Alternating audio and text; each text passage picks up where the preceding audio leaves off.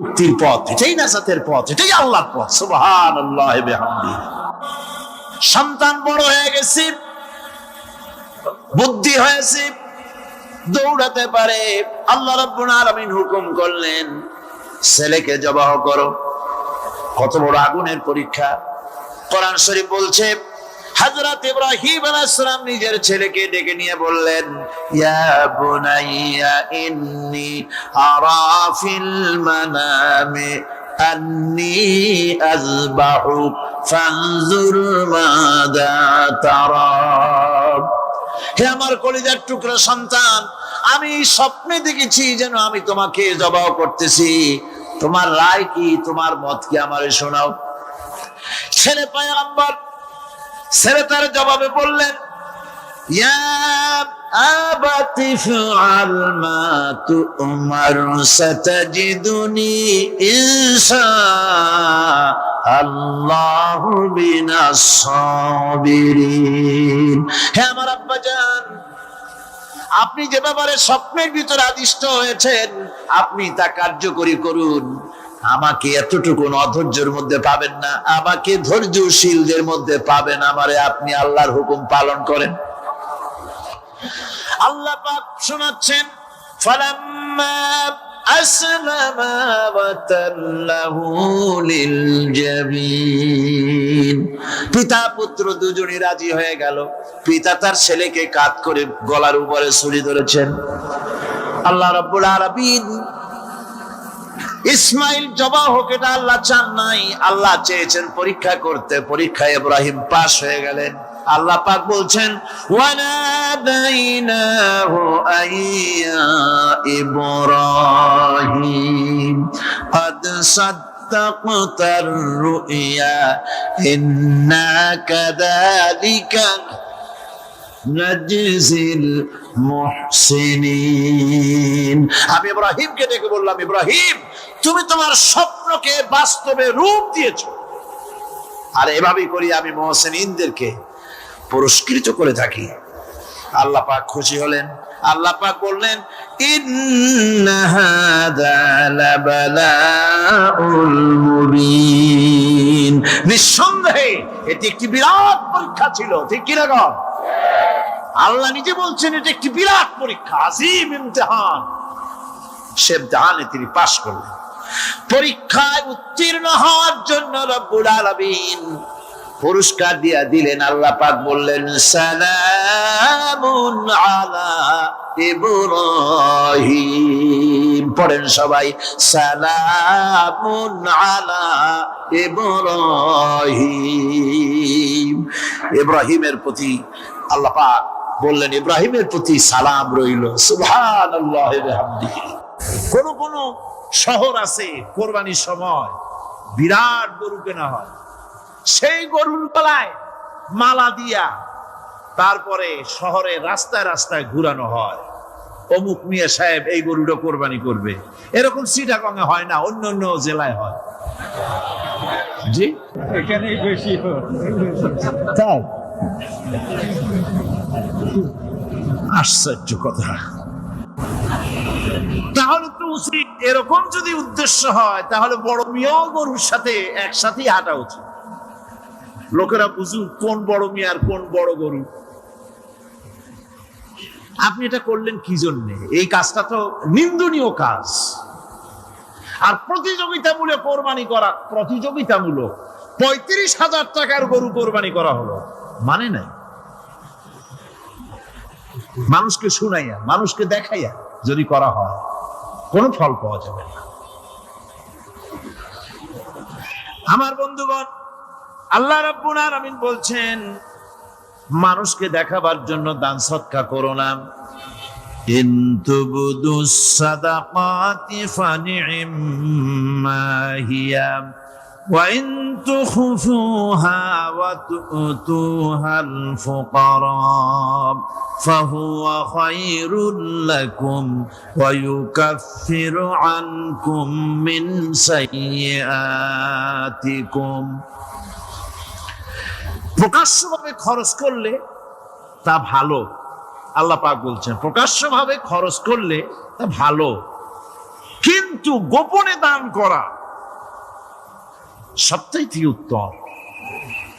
তবে প্রকাশ্যে দান করতে গিয়ে যদি এটা এই জন্য হয় যে আমি দিলে পরে আরো একজন উৎসাহিত হয়ে, সমাজ কল্যাণ পরিষদের এত বড় বিশাল মাহফিল, 16 লক্ষ টাকা খরচ হবে, দিলাম আমি 1 লাখ টাকা, এটা শুনাইয়া বলার পর আমার কথা শুনিয়া আরো যাদের টাকা আছে তারা হয়তো 2 লাখ দেবে, এই চিন্তা করে যদি তারগিবের জন্য, উৎসাহ প্রদানের জন্য, ইন্সপিরেশনের জন্য যদি হয়, এই নিয়ত হলে ক্ষতি নেই।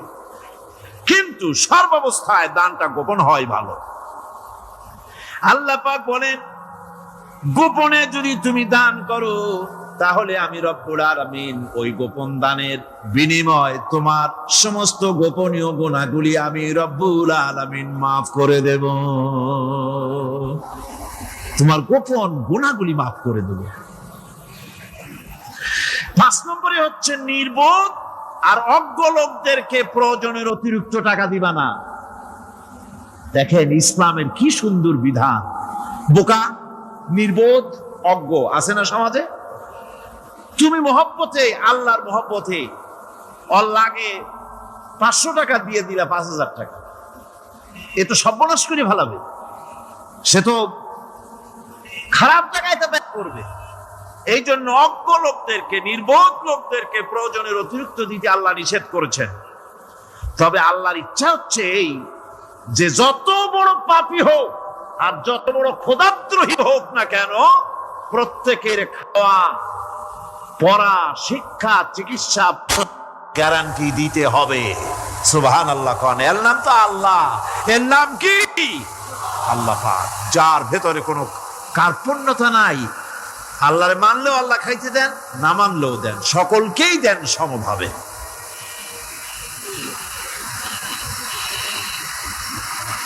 6 নম্বরে হচ্ছে কারো প্রয়োজন পূরণের জন্য যদি ধার দেওয়া হয়, যদি কাউকে ধার দেন, তা করার জন্য বারবার তাকে টাকা দেওয়া যাবে না।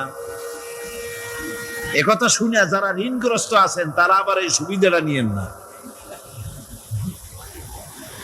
সামর্থ্য থাকতে যদি যার কাছ থেকে ধার এনেছেন তাকে যদি কষ্ট দেন, অবশ্যই আল্লাহর কাছে আসামি হতে হবে কিয়ামতের দিন, কোনো সন্দেহ নাই। আর যে ব্যক্তি ধার দিয়েছেন তিনি যদি বুঝতে পারেন যে এই লোকটি আসলেই নিয়ত ভালো কিন্তু দিতে পারতেছে না, তাহলে এমন লোককে বারবার টাকা দিতে আল্লাহ নিষেধ করেছেন। তাকে শরম দিও না, তাকে সময় দাও। وَإِنْ كَانَ ذُو عُسْرَةٍ فَنَذِرَةٌ إِلَى مَيْسَرَةٍ وَأَنْ تَصَدَّقُوا خَيْرٌ لَكُمْ إِنْ كُنْتُمْ تَعْلَمُونَ। ঋণগ্রস্ত ব্যক্তির আর্থিক অবস্থা খারাপ হলে সচ্ছল হওয়া পর্যন্ত তাকে সময় দাও, আর তাকে যদি ক্ষমা করে দিতে পারো সেটা তো অনেক ভালো কথা। আল্লাহ তোমার প্রতি রহম করবেন। যদি ক্ষমার তাকে যদি সে দিতেই পারবে না এমন অবস্থা যদি হয়, তাহলে তাকে তুমি ক্ষমা করে দিও। কিছু সংখ্যক লোক আছে যারা ধার নিয়ে আসলে ফাঁকি দিতে চায়, আছেন এমন সমাজে না? নাই? কিছু লোক আছে ধার নেয়, ভাই দেব 1 মাসের মধ্যে, কোনো সন্দেহ নাই। 6 মাস যায় তারপরেও দেয় না, অন্য কাজ করে, মিটাই, অন্য কাজ মিটায়, কিন্তু এর টাকা পরিশোধ করে না। এরকম লোকও আছে, তারা আল্লাহর কাছে দায়ী হবে। একবার পত্রিকায় দেখেছিলাম কার বাড়িতে কার্টুন দিয়েছে, বাড়িতে বিরাট সাইনবোর্ড লাগাইছে, কুকুর হইতে সাবধান। তার বন্ধু বলছে, ভাই তুমি কুকুর কিনলে কবে? কয় যে না, কুকুর কিনি নাই, সাইনবোর্ড লাগাইছি পাওনাদারদেরকে ঠেকাবার জন্য, যাতে সহজে বাড়ির মধ্যে না ঢোকে। এই চালাকিটা আর কেউ বুঝুক আর না বুঝুক, আল্লাহ পাক তো খুব ভালো করেই বোঝেন। 7 নম্বরের কথা হলো দান করার ব্যাপারে, যে আপনি দান করতে করতে যা আছে সব ফতুর করে ফেলাবেন, এটা কিন্তু ইসলাম চায় না। আপনার সন্তান সন্ততিকে বঞ্চিত করে, স্ত্রী পুত্রকে বঞ্চিত করে সমানে দান করবেন, ঘরে না খেয়ে থাকবেন, এই অবস্থা যেন না হয়। খরচ করবেন কি? আল্লাহ পাক বলছেন ويسألونك ماذا ينفقون قل العفو নবী আপনাকে প্রশ্ন করা হয় কি খরচ করব আপনি বলুন প্রয়োজনের অতিরিক্ত জিনিস যেটা আছে সেটাই আল্লাহর জন্য খরচ করে দাও। তোমার প্রয়োজন যখন মিটে গেছে, ব্যাংকের মধ্যে অসংখ্য টাকা জমা রাখা খালি গুনতেছে বসে বসে, তা না করে অভাবগ্রস্ত মানুষদের প্রয়োজন মিটাও। খরচ করার ভিতরে আর খরচ না করার ভিতরে ভারসাম্য রক্ষা করতে হবে। ولا تجعل يدك مغلولة إلى عنقك ولا تبسطها كل البسط فتقعد ملوما محسورا। তোমাদের দানের হাত গুটায় একেবারে গলার সাথে বেঁধে রেখো না, আবার এমন বেশি ছেড়েও দিও না, কারণ এর ফলে তোমাকে অনুতপ্ত হওয়া লাগতে পারে, কার্পণ্যতাও না হয় আর দ্বিতীয় জমের মতো দিয়ে সব ফতুরু না হয়ে যাও। দুটোর মধ্যে ব্যালেন্স হতে হবে। আর 8 নম্বরে কথা হচ্ছে এই যে এই দানের উপযুক্ত কারা। আপনি তো যাকাত দিবেন কাদের, সে কথা আল্লাহ বলে দিয়েছেন, আগে বলা হয়েছে না? কয়টা খাতে দিবেন? মাশাআল্লাহ, মনে আছে আপনাদের। আর এমনি সাধারণ দান সাদকা কাদেরকে দিবেন, উপযুক্ত পাত্র কারা, তার একটা লিস্ট আল্লাহ দিচ্ছে। ওয়াবিল ওয়ালিদাইনি ইহসানা ওয়াবিযিল কুরবা ওয়াল ইয়াতামা ওয়াল মাসাকিন ওয়াল জারি যিল কুরবা। নিজের পিতামাতা, নিকট আত্মীয়, ইয়াতীম, মিসকিন এবং আত্মীয় প্রতিবেশী তাদেরকে দিবে। আমি কিন্তু এখন যাকাতের কথা বলছি না, মা বাপকে যাকাত দেওয়া যাবে না। এটা হচ্ছে দান, সহযোগিতা করা, ইহসান করা। এই ইহসান মা বাপকে, প্রতিবেশী আত্মীয় যারা, মিসকিন যারা, এতিম যারা, অনাত্মীয় প্রতিবেশী যারা, চলার সাথী, প্রবাসী এবং নিজের চাকর চাকরানি যা কিছু আছে, এই সকলকেই এই সাহায্য করতে হবে, এ কথা আল্লাহ বলে দিয়েছেন। এবং আমরা যে আয়াত আলোচনা করতেছি সে আয়াতের ভিতরেও এই ফিরিস্তি আল্লাহ পাক বলে দিয়েছেন। আল্লাহর রাস্তায় তা দান করবে তাদের সম্পর্কে আল্লাহ বলছেন এখন, مثل الذين ينفقون أموالهم في سبيل الله كمثل حبة। আল্লাহর রাস্তায় খরচ করা এর দৃষ্টান্ত হলো একটা দানার মতো, যেই দানাটা থেকে 7টা ডাল বেরিয়ে গেল। ফি কুল্লি সুমবালাতিন মিআতু হাব্বা, একটা দানা থেকে 7টা ডাল বেরোলো, এক একটা ডালে 100 করে দানা হলো, সব মিলাইয়া 700 দানা হয়ে গেল। ওয়াল্লাহু ইউদাইফু লিমান ইয়াশা ওয়াল্লাহু ওয়াসিউন আলীম। আল্লাহ পাক বলেন এই পৃথিবীতে একটা দানায় 700 দানা যে আল্লাহ রাব্বুল আলামিন তোমার হাতে ধরায় দিলেন, সে আল্লাহ পাকের ব্যাংকে যদি টাকা জমা রাখো, আল্লাহর রাস্তায় যদি খরচ করো, 700 গুণ বাড়াইয়া আল্লাহ তোমার হাতে ধরাইয়া দিবেন। আল্লাহু ইউদাইফু লিমান ইয়াশা, আল্লাহ ইচ্ছে করলে এর থেকেও বেশি তোমাকে দান করবেন। সুবহানাল্লাহ, কোন জোরে। আর এই দান করতে হবে মরার আগে। কোন সময় দেবেন কোন? আমার দেশে বহু মুসলমান আছে যারা বলে, হুজুর আসি আপনাদের পিছনে, যা বলেন আসি, জীবন দিয়া দেব। এরা খুব চালাক, জীবন দিতে চায়, মাল দিতে চায় না। আল্লাহ তো আগে জীবন চায় নাই, আল্লাহ আগে কি চেয়েছেন? কোন না, আল্লাহ আগে কি চেয়েছেন? আল্লাহ চেয়েছেন মাল। وَتُجَاهِدُونَ فِي سَبِيلِ اللَّهِ بِأَمْوَالِكُمْ وَأَنفُسِكُمْ। আল্লাহ পাক বলেন জিহাদ করো আমার রাস্তায় মাল দিয়ে আর জান দিয়ে। মাল দাও আগে, মাল না দিয়া যদি আগে মরে যাও মালটা তো থেকেই গেল, সুতরাং মাল আগে আমার রাস্তায় দাও। দেবা কখন? মরার আগে দাও। وأنفقوا مما رزقناكم من قبل أن يأتي أحدكم الموت। আমার রাস্তায় খরচ করো মৃত্যু আসার আগে।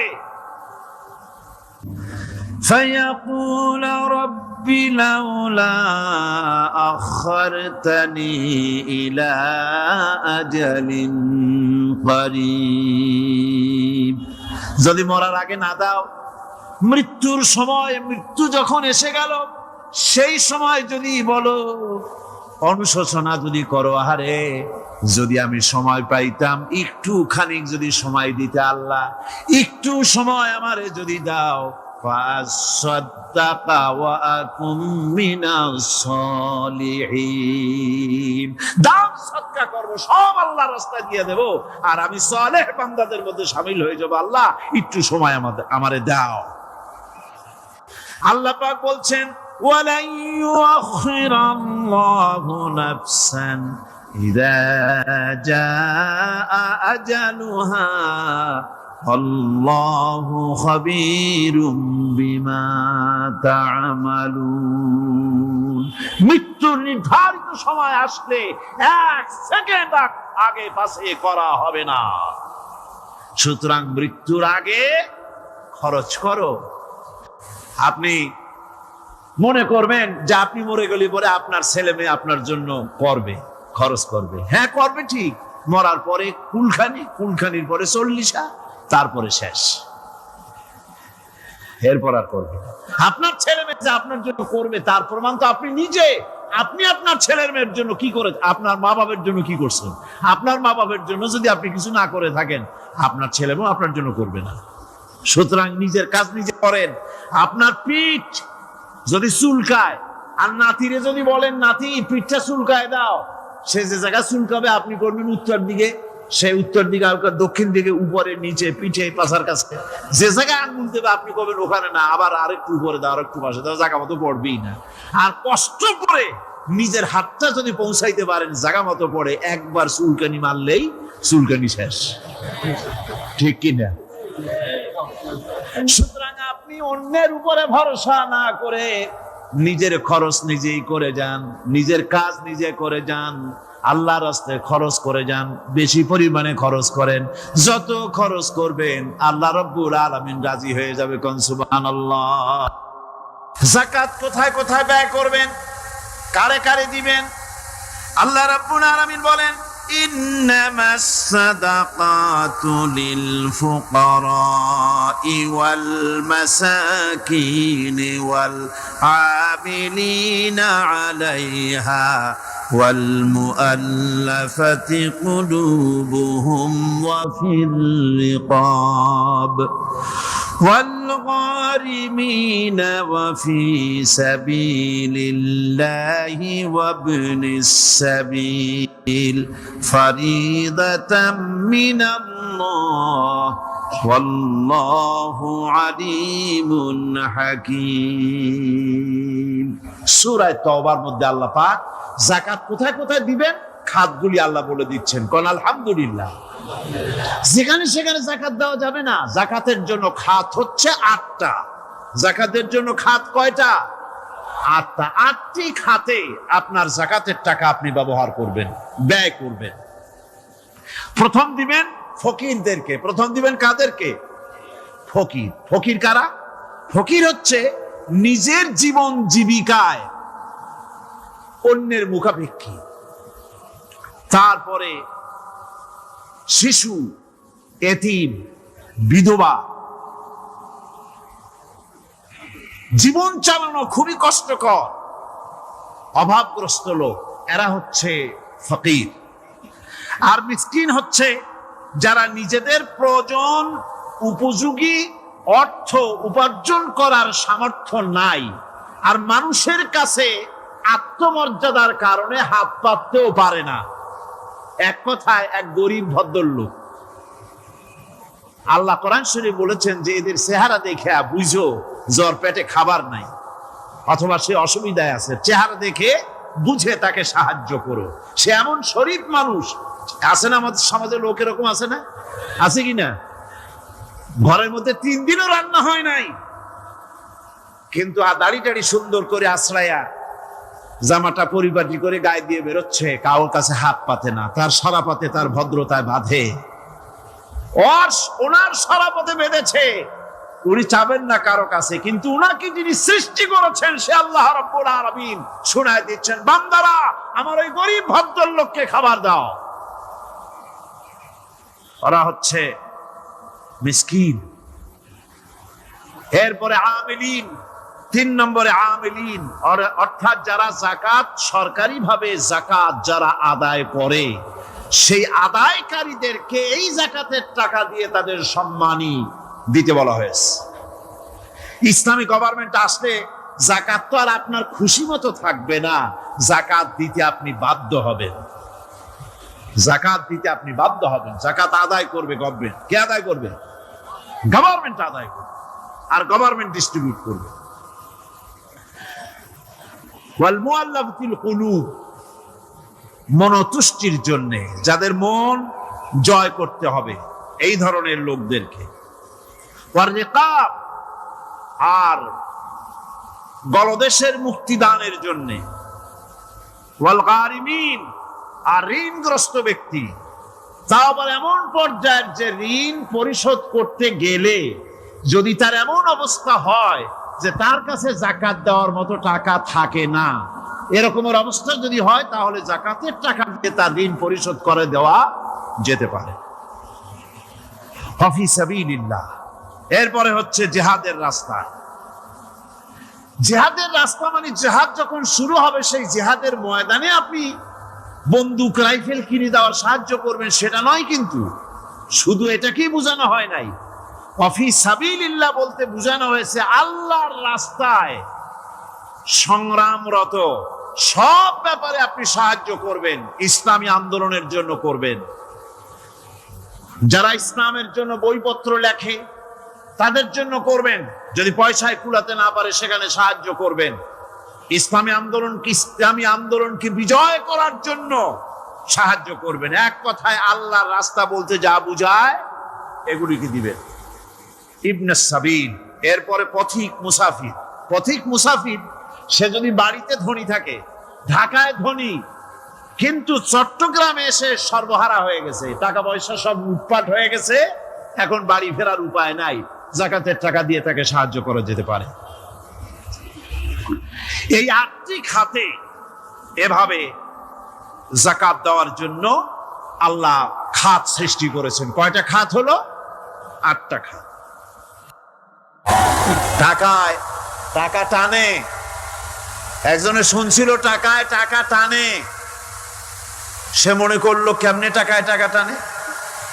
তারপরে সে এক ব্যাংকের সামনে গিয়ে অনেক টাকার মধ্যে নিজের একটা টাকা ছুঁড়ে মেরেছে। ঘন্টা 2 দাঁড়ায় আছে, দেখে যে তার টাকা আসে না।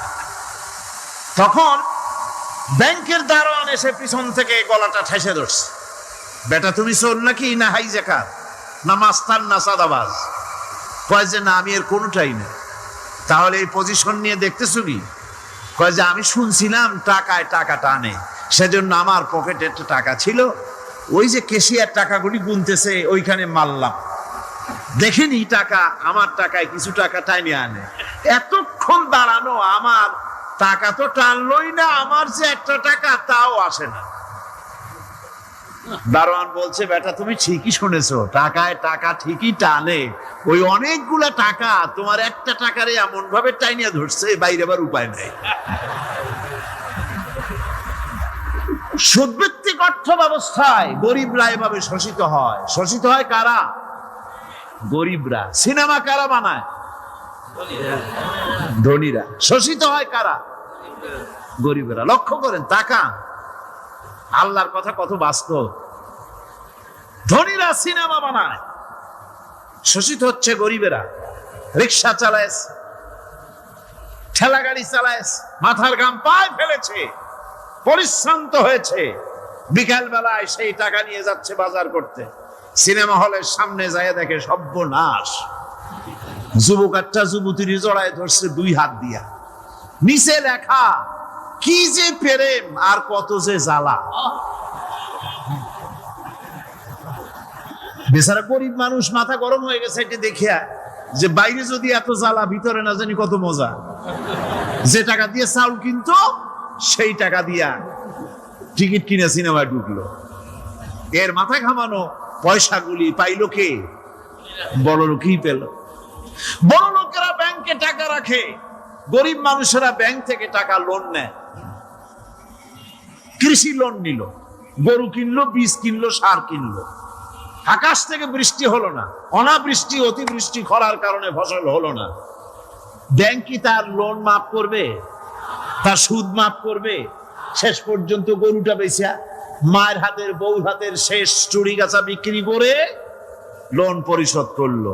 বড় লোকের টাকা ওখানে ছিল, ওই টাকায় আরো টাকা গিয়ে জমলো, আর গরিব ফতুর হয়ে গেল। এই জন্য আল্লাহ পাক বলেছেন সুদ হচ্ছে ওয়াহাল্লাল্লাহুল বায়আ ওয়া হাররামা রিবা। আল্লাহ পাক ব্যবসাকে করেছে হালাল, সুদকে করেছেন হারাম। এই সুদের মধ্যে 70টি গুনাহ, তার ছোট্ট গুনাহ হলো নিজের মায়ের সাথে জিনা করা। জোরে কোন নাউজুবিল্লাহ। মায়ের সাথে জিনা করার চাইতেও নিকৃষ্ট, এটা হলো ছোট গুনাহ। টের পাইছেন? এটাই হলো ছোট গুনাহ। তাহলে বড় গুনাহ কি? বড় গুনাহ হচ্ছে আল্লাহ আর তার রাসূলের সাথে যুদ্ধ করা। নাউজুবিল্লাহ পড়ে। সুতরাং এই সুদ ভিত্তিক অর্থ ব্যবস্থার,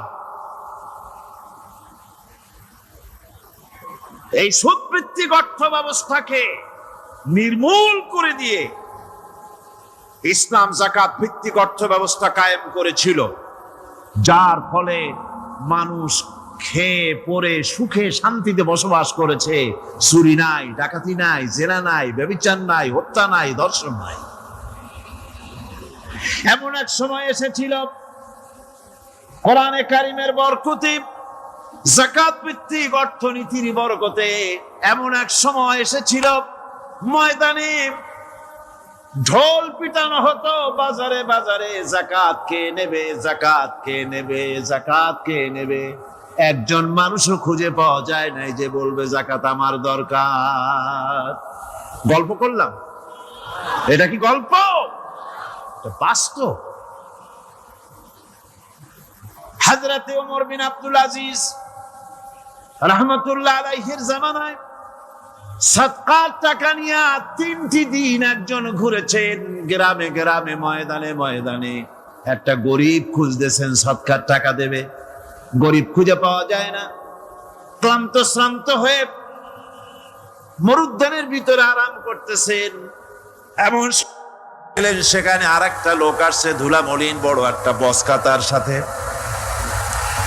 এই লোকটি তার কাছে গিয়ে বলছে, ভাই আল্লাহ আপনারে আমারে মিলাই দিছে, 3 দিন পর্যন্ত ঘুরেছি কিছু সদকার টাকা নিয়ে, এত বড় দেশের এত জায়গা ঘুরলাম, একটা গরিব পাই নাই যে তারে দেব, আল্লাহ আপনারে মিলাই দিছে, নেন এই টাকাগুলা। কয় যে তোমার মাথা খারাপ না স্ক্রু ঢিলা? তুমি কি মনে করছো আমার এই বস্কার মধ্যে ছেঁড়া খাতা? তোমার টুপলায় যে টাকা আছে আমার বস্তায় তার থেকে অনেক বেশি টাকা আছে। তুমি ঘুরতেছো 3 দিন, আমি ঘুরতেছি সপ্তাহ কাল, একটা ভিক্ষুক পাই নাই। এটা কিসের বরকতে? ইসলামী অর্থনীতির বরকতে। যখন কিসের বরকতে? কপাল পোড়া জাতি, কপাল পোড়া জাতি। সেই বরকতপূর্ণ সমাজ ব্যবস্থার দিকে না গিয়ে কোন নেতা কোন নেত্রী কি কইল সেদিকে দৌড়ায়, সেদিকেই দৌড়ায় পাগলের মতো। হেমিলেনের বংশীবাদক বাঁশি বাজায় চললো, আর ইঁদুর বাঁদর সব পিছনে ছুটলো। এর কোনো মানে হয় না। কোরআনে কারিমের 3টি আয়াতে যাকাতের কথা এভাবে বলা হয়েছে, ইয়া আইয়ুহাল্লাযীনা আমানু أنفقوا من طيبات ما كسبتم ومما أخرجنا لكم من الأرض হে ইমানদার লোকেরা, তোমরা যে সব পবিত্র অর্থ সম্পদ উপার্জন করো সেগুলি, এবং আমি জমিন থেকে তোমাদের যে ফসল দান করি, ফসল উৎপাদন করে দেই, তার থেকে তোমরা আল্লাহর পথে খরচ করো। এ গেল 1 নম্বর আয়াত। 2 নম্বর, প্রথম আয়াত বলা হয়েছে সূরা বাকারায়, আর সূরা আনআমে বলা হচ্ছে কুলু মিন সামারিহি ইযা আসমারা ওয়া আতু হাক্কাহু ইয়াওমা হাসাদিহি। তার উৎপাদিত ফল ফসল তোমরা খাও, আর ফসলের একটি অংশ ফসল কাটার দিনেই আল্লাহর হকটা, আল্লাহর অধিকারটা আদায় করে দাও। যেদিন তোমরা ফসল কাটবে সেদিনই অধিকারটা আদায় করে দাও। এই যে একটা ফরজ, এই ফরজটা মুসলমানেরা বেমালুম ভুলে গিয়েছে। ফসলের যাকাত তারা দেয় না। ফসলের যাকাতকে বলা হয় ওশর। কি বলা হয়? ওশর। এই ওশর এখন যদি আপনি গ্রামে গিয়া কোন শিক্ষিত লোককেও যদি জিজ্ঞেস করেন, ভাই ওশর কি চেনো? সে বলবে, ভাই ওশর এটা কি জাতীয় প্রাণী, সারপোকা না তেলাপোকা না আরশোলা, আমি তো এই নাম টাম তেমন শুনি টুনি নেই, বুঝবি না ওশরটা কি জিনিস। অথচ নামাজ রোজার মতোই ফরজ ওশর আদায় করা। কবে আদায় করবেন? যেদিন আপনি ফসল কাটবেন সেই দিনই ওশর আদায় করে দিবেন। পরিমাণটা কি হবে? পরিমাণ হবে আকাশের বৃষ্টির পানি দিয়ে, আকাশের বৃষ্টির পানি দিয়া যদি ফসল হয় তাহলে দিবেন 10 ভাগের 1 ভাগ। 10 মণ যদি ধান হয়, গম হয়, ডাল হয়, 1 মণ আল্লাহর অধিকার আদায় করে দিবেন। অধিকারটা কার? আল্লাহ কি করবে দিয়ে? আল্লাহর অধিকার মানে গরিবের অধিকার, গরিবের হক। এই অধিকারটা আদায় করে দাও। 10 মণ হলে কয় মণ? কি হলে? যদি আকাশের বৃষ্টির পানিতে হয়। আর যদি আপনার সেচের মাধ্যমে হয়, সেচ পরিকল্পনার মাধ্যমে পয়সা খরচ করে পেট্রোল ডিজেল লাগায়া, ইঞ্জিন চালাইয়া, পানি উঠাইয়া, কষ্ট করে ফসল ফলাইছেন, তাহলে আল্লাহ পাক বলছেন 10 মণে 1 মণ দেওয়া লাগবে না, তোমার খরচ হইছে বেশি। বান্দারে, তোমার উপরে আল্লাহ পাক জুলুম করবেন না, এবার 20 মণ হলে তার থেকে 1 মণ দিও। সুবহানাল্লাহ। ওয়ামাল্লাহু বিযাল্লামিন লিল আবিদ। আল্লাহ রাব্বুল আলামিন তার বান্দার উপর জুলুম করেন না। সুবহানাল্লাহ। কোন এইভাবে করে ওশরের যাকাতটা তোমরা ঠিক মতো আদায় করে দিও। ওশরটা দিও, ফসলের ওশর দিও, আর টাকার যাকাত দিয়ে দিও। যারা এটা দিবে না তাদের সম্পর্কে আল্লাহ পাক সূরা তওবার ভিতরে বলেছেন, ওয়াল্লাযীনা ইয়াকনিজুনা আয-যাহাবা ওয়াল ফিদ্দাতা ওয়া লা ইউনফিকুনাহা ফী সাবিলিল্লাহি ফাবাশশিরহুম বিআযাবিন আলীম। যারা নাকি স্বর্ণ এবং রৌপ্যকে সঞ্চয় করে, জমা করে, ওয়ালা ইউনফিকুনাহা ফী সাবিলিল্লাহ, আর আল্লাহর রাস্তায় তা খরচ করে না, ফাবাশশিরহুম বিআযাবিন আলীম, তাদেরকে কঠিন পীড়াদায়ক শাস্তির সুসংবাদ দাও। পীড়াদায়ক শাস্তির কি দাও? শাস্তির কি সুসংবাদ হয় নাকি? হয়ত উচিত ছিল শাস্তির দুঃসংবাদ শোনাও, না, আল্লাহ বলছেন সুসংবাদ শোনাও। এটার দৃষ্টান্তটা আমার ভাষায় আমি মানুষকে এভাবে বুঝাই। ছেলে খুব দুষ্ট, দুষ্টামির ঠেলায় অস্থির, তার মা মোটেই সামলাতে পারছে না। তখন মা বলে, বেটা আমার কথা তো শুনলি না, তোর বাবা আসুক, তারপরে আমি তারে নালিশ করব। এমন পিট্টি দেবে, মজা টের পাবি তখন। পিট্টি দিলে কি মজা লাগে নাকি? তার মানে শাস্তির তীব্রতা বুঝাবার জন্য বলা হচ্ছে, মজাটা টের পাবা। আল্লাহ রাব্বুল আলামিন বলছেন, কঠিন পীড়াদায়ক শাস্তির সুসংবাদ ওদের দাও, সোনা রূপা যারা জমা করে রাখে, যাকাত দেয় না, আল্লাহর রাস্তায় খরচ করে না। সোনা এখন পুরুষেরও ব্যবহার করা আরম্ভ করছে। অবশ্য চিটাগং এ এমন কাম শুরু হয় না। ছাত্র, শিক্ষক, অফিসার গলা একটা সোনার চেন, শীতের দিনেও সামনের বোতাম খুলে রাখে যাতে চেনটা সকলে দেখে। মিয়া সাহেব, এটা সোনার চেন না, জাহান্নামের আগুনের শিকল পড়েছো। পুরুষের জন্য এক রত্তি সোনাও হারাম। তোমার শরীরের সৌন্দর্য বাড়াবার জন্য স্বর্ণ ব্যবহার করতে পারবা না। স্বর্ণ রৌপ্য জমা করলো আর আল্লাহর রাস্তায় খরচ করলো না। রব্বুল আলামিন বলেন, ইয়াউমা ইউহমা আলাইহা ফি নারি জাহান্নাম ফাতুকওয়া বিহা জিবাহুহুম ওয়া জুনুবুহুম ওয়া যুহুরুহুম। একদিন আসবে এমন যেদিন এই সঞ্চিত ধনরাশি, সোনা দানাগুলি জাহান্নামের আগুন দিয়ে জ্বালানো হবে। আজ জাহান্নামের আগুন দিয়ে জ্বালায়া এইগুলি দিয়ে তার পিঠের উপরে আর পাঁজরে সিল মারা হবে জাহান্নামের আগুন দিয়া। বলা হবে, হাদা মা কানাজতুম লিআনফুসিকুম ফাযুকু মা কুনতুম তাকনিজুন। মজা চাখো, স্বাদ গ্রহণ করো। এ হলো তোমার সেই সঞ্চিত সম্পদ, সঞ্চিত ধনরাশি যা তুমি জমা করেছো আর আল্লাহর রাস্তায় খরচ করনি। এখন এর শাস্তি গ্রহণ করো। সুতরাং সঞ্চয় জমা করা, সঞ্চয় করা, মাল জমা করা এক শ্রেণীর লোক আছে। আল্লাহ পাক বলছেন, আল্লাযী জামা মালান ওয়া আদ্দাদা। মাল জমা করে আর মোছে তেল মাখে।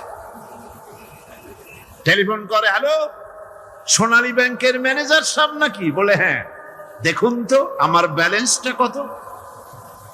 উনি বললেন, বল্টু সাহেব, আপনার ব্যালেন্স হচ্ছে 50,77,372 টাকা 79 পয়সা। তখন মোজ ঘষে, আতর লাগায়, তেল মাখে আর মনে মনে আনন্দ হয়, আরো কিছু জমা করতে পারলেই তো কঠিন কোটায় পৌঁছে যাব। আল্লাযী জামা মালান ওয়া আদ্দাদা। মাল জমা করে আর গুনতে থাকে, আল্লাহর রাস্তায় খরচ করে না। আল্লাহ রাব্বুল আলামিন বলছেন, খুয মিন আমওয়ালিহিম সাদাকাতান তুতাহহিরুহুম ওয়া তুযাক্কিহিম বিহা। তাদের অর্থ সম্পদ থেকে যাকাত উসুল করে তাদেরকে পবিত্র করে দাও। যাকাত আদায় করার মানেই হলো তার সম্পদগুলি পাক হয়ে গেল। কোন আলহামদুলিল্লাহ, সম্পদ পাক হয়ে গেল, পবিত্র হয়ে গেল। আর যেই সম্পদের যাকাত দেওয়া হয় না, আল্লাহর রাস্তায় খরচ করা হয় না, তা সম্পূর্ণরূপে অপবিত্র, নাপাক। কি পরিমাণ সম্পদের নিসাবটা কেমন হবে?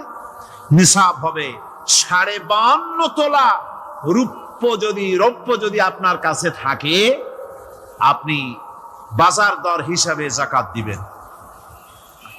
স্বর্ণ 7.5 তোলা পর্যন্ত যদি হয়ে যায়, তাহলে অবশ্যই বাজার দর হিসাবে প্রতি বছর তার যাকাত দিবেন। ছাগল যদি 40টা থাকে, যাকাত দিবে। গরু যদি 30টা থাকে, তাহলে যাকাত দিবে। যাকাতের মাসলাটা খুবই কঠিন। যেখানে সেখানে গিয়ে জিজ্ঞেস করে এর জবাব পাওয়া সুকঠিন হয়ে যাবে। এই জন্য মাল পবিত্র করার জন্য, জাহান্নামের কঠিন শাস্তি থেকে বাঁচার জন্য আমি আপনাদেরকে উপদেশ দেব, সাজেশন করব, পরামর্শ দেব একটা বই পড়ার জন্য। বইটা লেখক হচ্ছেন আল্লামা ইউসুফ আল কারজাবী। বর্তমান আসরে, এই বর্তমান বিশ্বের একজন সাহসী মুফাক্কির ইসলাম, কাতার ইউনিভার্সিটির শরিয়া ফ্যাকাল্টির ডিন। তার লেখা ফিকহুজ যাকাত, এই আরবি, বিশাল এই আরবি গ্রন্থের অনুবাদ করেছেন অনুবাদ রাজ্যের রাজা। এদেশে ইসলামী আন্দোলনের, এই ভূখণ্ডের পুরোধা ইসলামী আন্দোলনের বর্তমান সব নেতাদের উস্তাদ আল্লামা হযরত মাওলানা আব্দুর রহিম সাহেব রাহিমাহুল্লাহ। আল্লাহ তাকে জান্নাতুল ফেরদাউসের মেহমান বানায় নিক, জোরে কোন আমিন। তিনি এটার অনুবাদ করেছেন। ইসলামে যাকাতের বিধান, ইসলামে, নামটা মনে রাখেন, ইসলামে যাকাতের বিধান। ইসলামী ফাউন্ডেশন বইটা বের করেছে, এত বড় 2টি খণ্ড। এই বইটি আপনারা সংগ্রহ করবেন।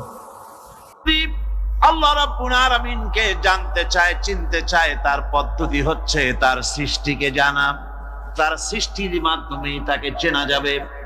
আল্লাহ পাক বলেন, আল্লাযীনা ইয়াযকুরুনাল্লাহা কিয়ামান ওয়া কুউদান ওয়া আলা জুনুবিহিম ওয়া ইয়াতাফাক্কারুনা ফী খালকিস সামাওয়াতি ওয়াল আরদ রাব্বানা মা খালাকতা হাযা বাতিলা সুবহানাকা ফাকিনা আযাবান নার।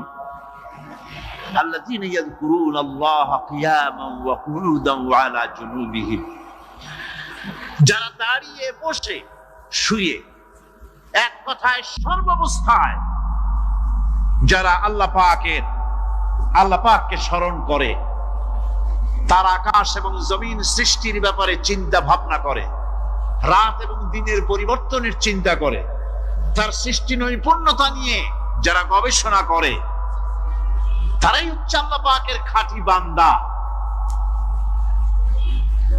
একজন সত্যানুসন্ধানী, চোখের সামনে যখন নিখিল বিশ্বের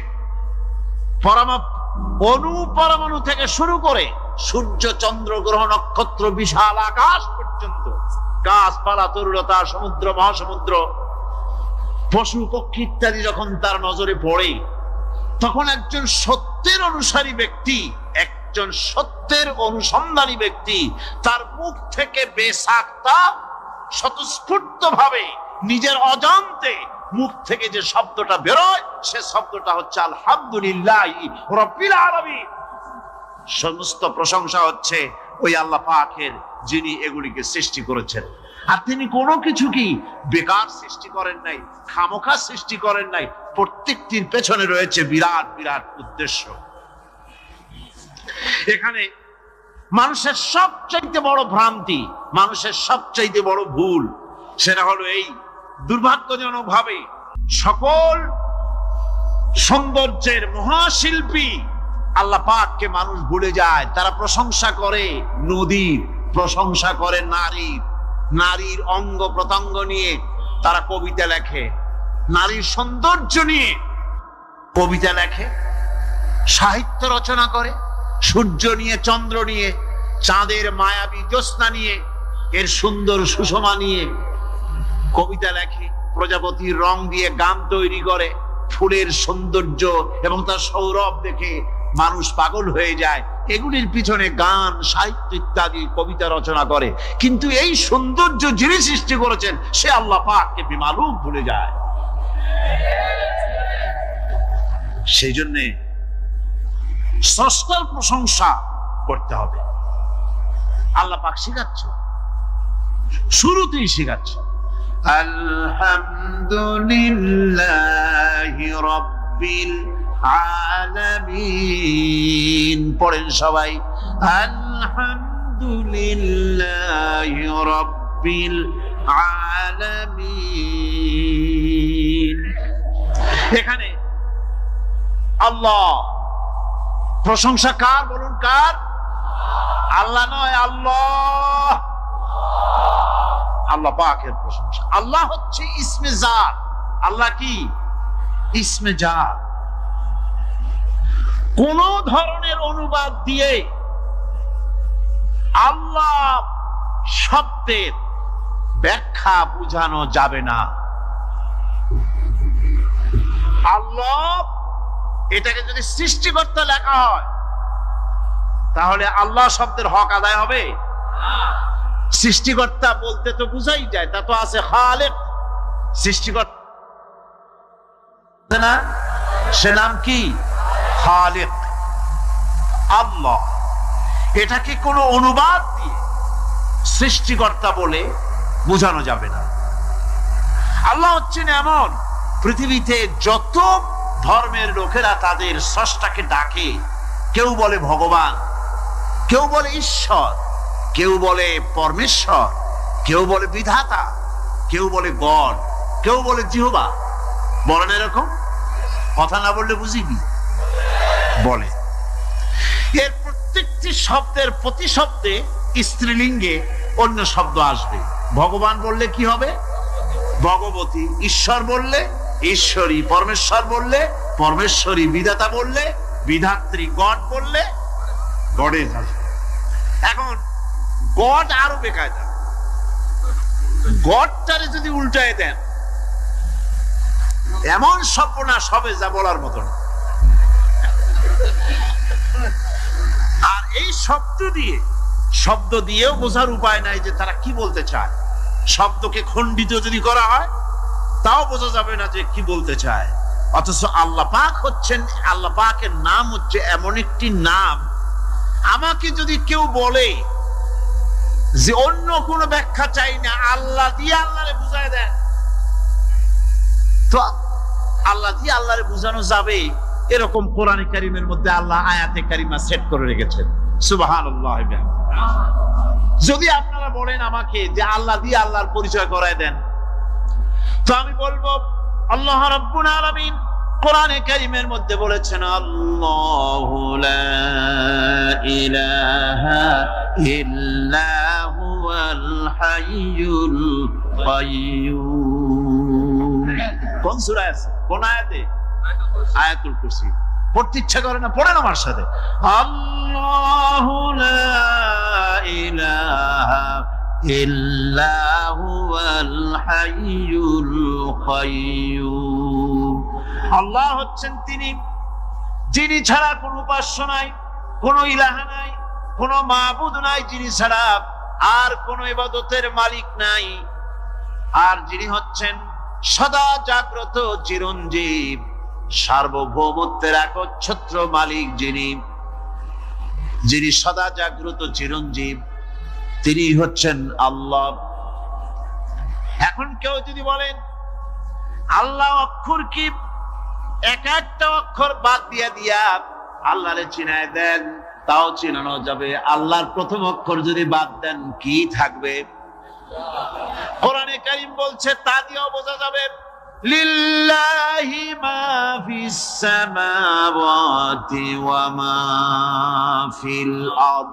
আল্লাহ হচ্ছেন তিনি যার জন্য আকাশ আর জমিন, আকাশ এবং জমিনের একচ্ছত্র মালিক। এর মাঝখানে যা কিছু আছে সব কিছুর মালিকানা যার হাতের মুঠায়, তিনি আমার আল্লাহ। তিনি কে? আল্লাহ।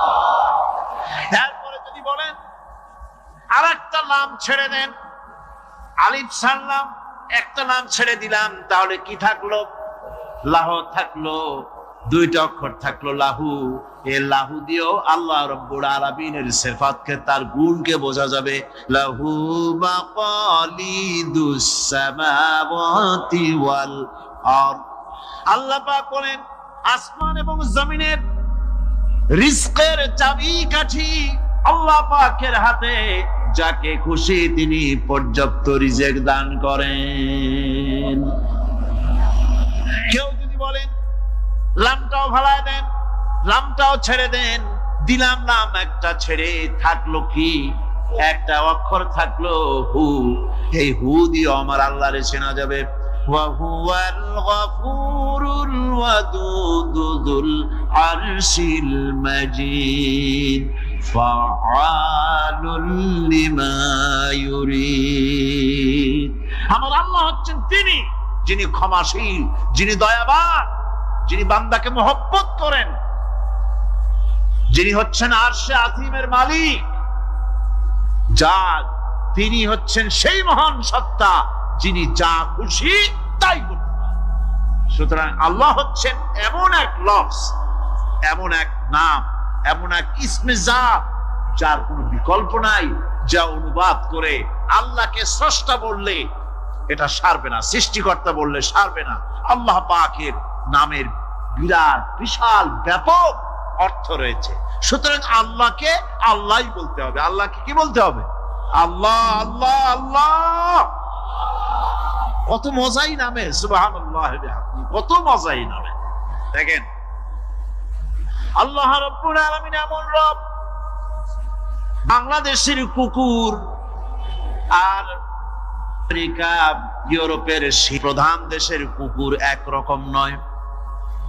আমাদের দেশের পশু ইউরোপ আমেরিকার শীত প্রধান দেশের পশু একরকম নয়। তার কারণ হলো আমাদের দেশে শীত কম, নাতিশীতোষ্ণ অঞ্চলের মধ্যে খানিকটা পড়ে যায়। এখানে পশুদের গায়ে কম পশম থাকলে কোনো অসুবিধা নাই।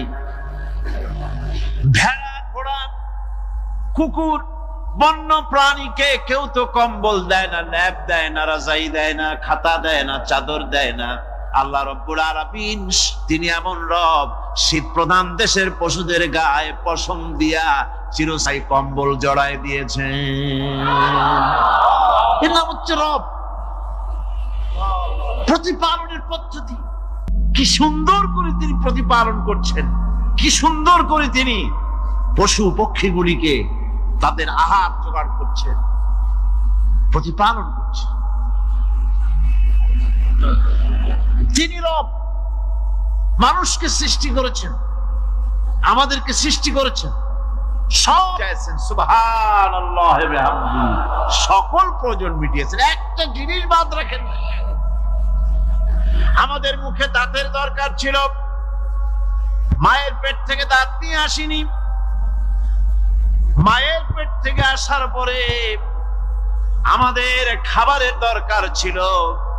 লক্ষ্য করেন রব কারে বলে, লক্ষ্য করুন। মায়ের পেটের মধ্যে যখন ছিলাম ওখানে কোন রোগের জীবাণু ঢুকতে পারে নাই। ফি করারিন মাকিন, একটি সুরক্ষিত জায়গায় আল্লাহ রাব্বুল আলামিন বাচ্চাকে রেখেছেন, যেখানে কোনো সর্দি হবে না, জ্বর হবে না, সর্দি হবে না, ব্রঙ্কাইটিস হবে না, ডায়াবেটিস হবে না, প্রেসার হবে না। মায়ের পেটের মধ্যে বাচ্চাকে এমন জায়গায় আল্লাহ যত্ন করে রেখেছেন। এই বাচ্চা যখন মায়ের পেট থেকে বেরিয়ে এলো তখন তার পরিবেশ অত্যন্ত খারাপ। এখানে পলিউশন আছে, এখানে কার্বন ডাই অক্সাইড আছে, এখানে বিষাক্ত হাওয়া আছে, এখানে দূষিত আবহাওয়া রয়েছে। প্রতি মুহূর্তে রোগ তাকে হামলা চালাতেছে। এই রোগের থেকে সে বাচ্চা বাঁচবে কি করে? এজন্য রব্বুল আলামিন তিনি এমন রব, মায়ের বুকের মধ্যে যে খাবার তৈরি করলেন বাচ্চার, ওই খাবারের মধ্যে বাচ্চার ওষুধও আল্লাহ পাক বানায়া দিলেন। মায়ের বুকের দুধ শুধু দুধ নয়, এটা ওষুধ। সুবহানাল্লাহ। এটা খাদ্য, এটা ওষুধ, এটা ভিটামিন, এটা ক্যালসিয়াম, এটা কার্বোহাইড্রেট, যা দরকার বাচ্চার জন্য সব আল্লাহ মায়ের দুধের মধ্যে দিয়ে দিলেন। যতক্ষণ বাচ্চা পেটে ছিল দুধ ছিল ঘন, যখন বাচ্চা মায়ের পেট থেকে বেরিয়ে এলো দুধটা হয়ে গেল পাতলা। এই পাতলা দুধটা খাবে, ওষুধ আছে এর মধ্যে, ভিটামিন আছে, খাইতে যেন বিস্বাদ না হয় একটু মিষ্টি দিয়ে দিলেন আল্লাহ, যাতে বাচ্চা মুখ ফিরায় না নেয়, সেজন্য খাইতে চায়। তারপরে যখন বাচ্চার হাড্ডি খেতে হবে, মাছ খেতে হবে, গোশত খেতে হবে, দুধের আর দরকার নাই। তার শরীরের ভিতরে রেজিস্ট্যান্স, রোগ প্রতিরোধক শক্তি তৈরি হয়েছে, এখন আরো ভালো খাবার দরকার। আল্লাহ রাব্বুল আলামিন মায়ের দুধকে শুকায় দিলেন, চুষলো আর পাওয়া যাবে না, দুধ শুকায় গেছে, এখন বাইরের খাবার খেতে হবে। আসছিল যখন বুকে দাঁত ছিল না, বাইরে যখন এলো দাঁতের যখন দরকার হলো, কোন আল্লাহর বান্দা কি আল্লাহর কাছে দরখাস্ত করেছেন যে আল্লাহ আমার কয়েকখান দাঁত দাও, দাঁত ছাড়া আমি চাবাই কেমনে? এই সবগুলি দাঁত কে সেট করে দিলেন? রব্বুল আলামিন দাঁতগুলিকে সেট করে দিলেন, মুখের মধ্যে দাঁত এসে গেল। আল্লাহ রাব্বুল আলামিন শরীরটাকে সাজিয়ে গুছিয়ে, হিউম্যান বায়োলজি যাকে বলা হয়, এই শরীরকে যে সুন্দর করে আল্লাহ পাক তৈরি করলেন, বলে শেষ করা যাবে না কত সুন্দর করে আল্লাহ পাক বানিয়েছেন। আপনার মাথার ভিতরে সেল তৈরি করা হলো, ব্রেন তৈরি করা হলো। এই ব্রেনটা শুকনা জায়গায় রাখা হয় নাই। শুকনা জায়গার মধ্যে ব্রেনটা যদি থাকতো, নড়াচড়া করে আপনার ব্রেনের যে টেকনোলজি আল্লাহ পাক ইউজ করেছেন সেটা অসুবিধাগ্রস্ত হতো। এই জন্য ক্রিম যেভাবে পানির মধ্যে ভাসা থাকে, পানির মধ্যে ভাসমান ক্রিম মাখন যেভাবে রাখা হয়, সামান্য পানির মতো করে এর ভিতরে ব্রেনটাকে রাখা হয়েছে। এই ব্রেনের ভিতরে, ব্রেন হচ্ছে পৃথিবীতে কম্পিউটার, আজকের পৃথিবীর শ্রেষ্ঠ আবিষ্কার। কিন্তু মানুষের মাথায় যে কম্পিউটার আল্লাহ পাক দান করেছেন, এই কম্পিউটারের সামনে দুনিয়ার কম্পিউটার এতিম। এবার লন্ডন গিয়েছিলাম, প্রত্যেক বছর 1.5 মাস 2 মাস সময় পাই, কিন্তু আপনারা দোয়া করেছেন এখন পার্লামেন্টে সময় দিতে হয় বেশি। বিদেশের সফর কমে গিয়েছে, 10 দিনের জন্য গিয়েছিলাম। ওরা আমাকে একটা ডায়েরি দিল, সেই ডায়েরিটার ভিতরে ডিজিটাল ডায়েরি, এই ডায়েরির মধ্যে তারা বলল যে এরকম, এই যে কাগজটা আপনারা দেখতে পাচ্ছেন, এই রকমের কাগজের 10 লক্ষ পাতা লিখতে যত কাগজ লাগে, এরকমের 10 লক্ষ পাতার লেখা ছোট্ট এই ডায়েরিটার মধ্যে ঢুকাই দেওয়া যায়। 10,000 টেলিফোন নাম্বারের মেমোরিতে তুলে দেওয়া যায়। এটা হচ্ছে লেটেস্ট আবিষ্কার। কিন্তু আল্লাহ পাক মানুষের যে ব্রেনটা তৈরি করলেন, পৃথিবীতে যা আছে এ সব কিছু একটা মানুষের ব্রেনের মধ্যে, সমস্ত তত্ত্ব, সমস্ত ফ্যাক্টস মানুষের মেমোরির ভিতরে ঢুকাবার পরেও আরো লক্ষ লক্ষ জায়গা বাকি থেকে যাবে, শূন্য থেকে যাবে, যা পূরণ হওয়ার নয়। এত বিশাল মেমোরি আল্লাহ পাক তার মানুষের মাথার মধ্যে তৈরি করে দিয়েছে। সুবহানাল্লাহ বিহামদি। দেখুন অবস্থাটা কি। আল্লাহ তার মানুষকে কিভাবে, রব কাকে বলে, রব কারে বলে, সুবহানাল্লাহ বিহামদি। চোখের সামনে রাস্তা দিয়ে চলতে গিয়ে চোখের সামনে সাপ দেখলেন, চোখ দেখার কাজ করেছে। চোখ কি করেছে? দেখার কাজ করেছে। এখন কি করবেন? চোখ কিন্তু দেখে বসে থাকে নাই, চোখ দেখা মাত্রই ট্রান্সমিট করেছে ব্রেনকে। ব্রেন সাথে সাথে অ্যাকশন নিতে বলেছে হাতকে আর পাওকে। হাতে লাঠি থাকলে পিটাও, লাঠি না থাকলে পাকে বলেছে দৌড় মারো। এই যে সাপ দেখলো, চোখ এটাকে পাঠাই দিল ব্রেনকে, ব্রেন পাঠাই দিল অ্যাকশনে হাতে আর পায়ে। এতে কিন্তু 1 সেকেন্ড সময় লাগে নাই, 1 সেকেন্ডের কয়েক লক্ষ ভাগের 1 ভাগের ভিতরেই মানুষ অ্যাকশনে এসে গিয়েছে। সুবহানাল্লাহ। এর নাম হচ্ছে রব। এর নাম কি? তার অফুরন্ত সৃষ্টি, অফুরন্ত সৃষ্টি। মানুষের হার্ট তৈরি করেছেন, চোখ তৈরি করেছেন। চোখে কিন্তু আমরা নেগেটিভ দেখি। চোখে আমরা কি দেখি? নেগেটিভ দেখি। এই নেগেটিভটা চোখ ক্যাচ করে ব্রেনের ভিতর থেকে পজিটিভ হয়ে কে বের করে দেয়? সুবহানাল্লাহ বিহামদি। কানে অসংখ্য শব্দ শুনি, কিন্তু কোন শব্দ তো জড়ায় যায় না। অসংখ্য শব্দ আমরা শুনি, যেমন রেডিও। রেডিও ঘুরাচ্ছেন, 9 ব্যান্ড রেডিও অথবা এর থেকেও বেশি ব্যান্ডওয়ালা রেডিও। আপনি যখন ঘুরাচ্ছেন কোন সেন্টার ধরার জন্য, অনেক সময় 4-5টা সেন্টার জড়ায় যায় না? জড়ায় কিনা? 4-5টা সেন্টার জড়ায় যায়, সর্বনাশ হয়ে যায়। কোনটা থেকে কোনটা শুনবে? তো এইরকম করে আপনার কানের ভিতরে শব্দগুলি সব জড়াইয়া পাকাইয়া আপনার কানের মধ্যে একটা বিশ্রী আওয়াজ সৃষ্টি করে দিতে পারত। কে স্তরে স্তরে শব্দগুলিকে শোনার ব্যবস্থা করেছে?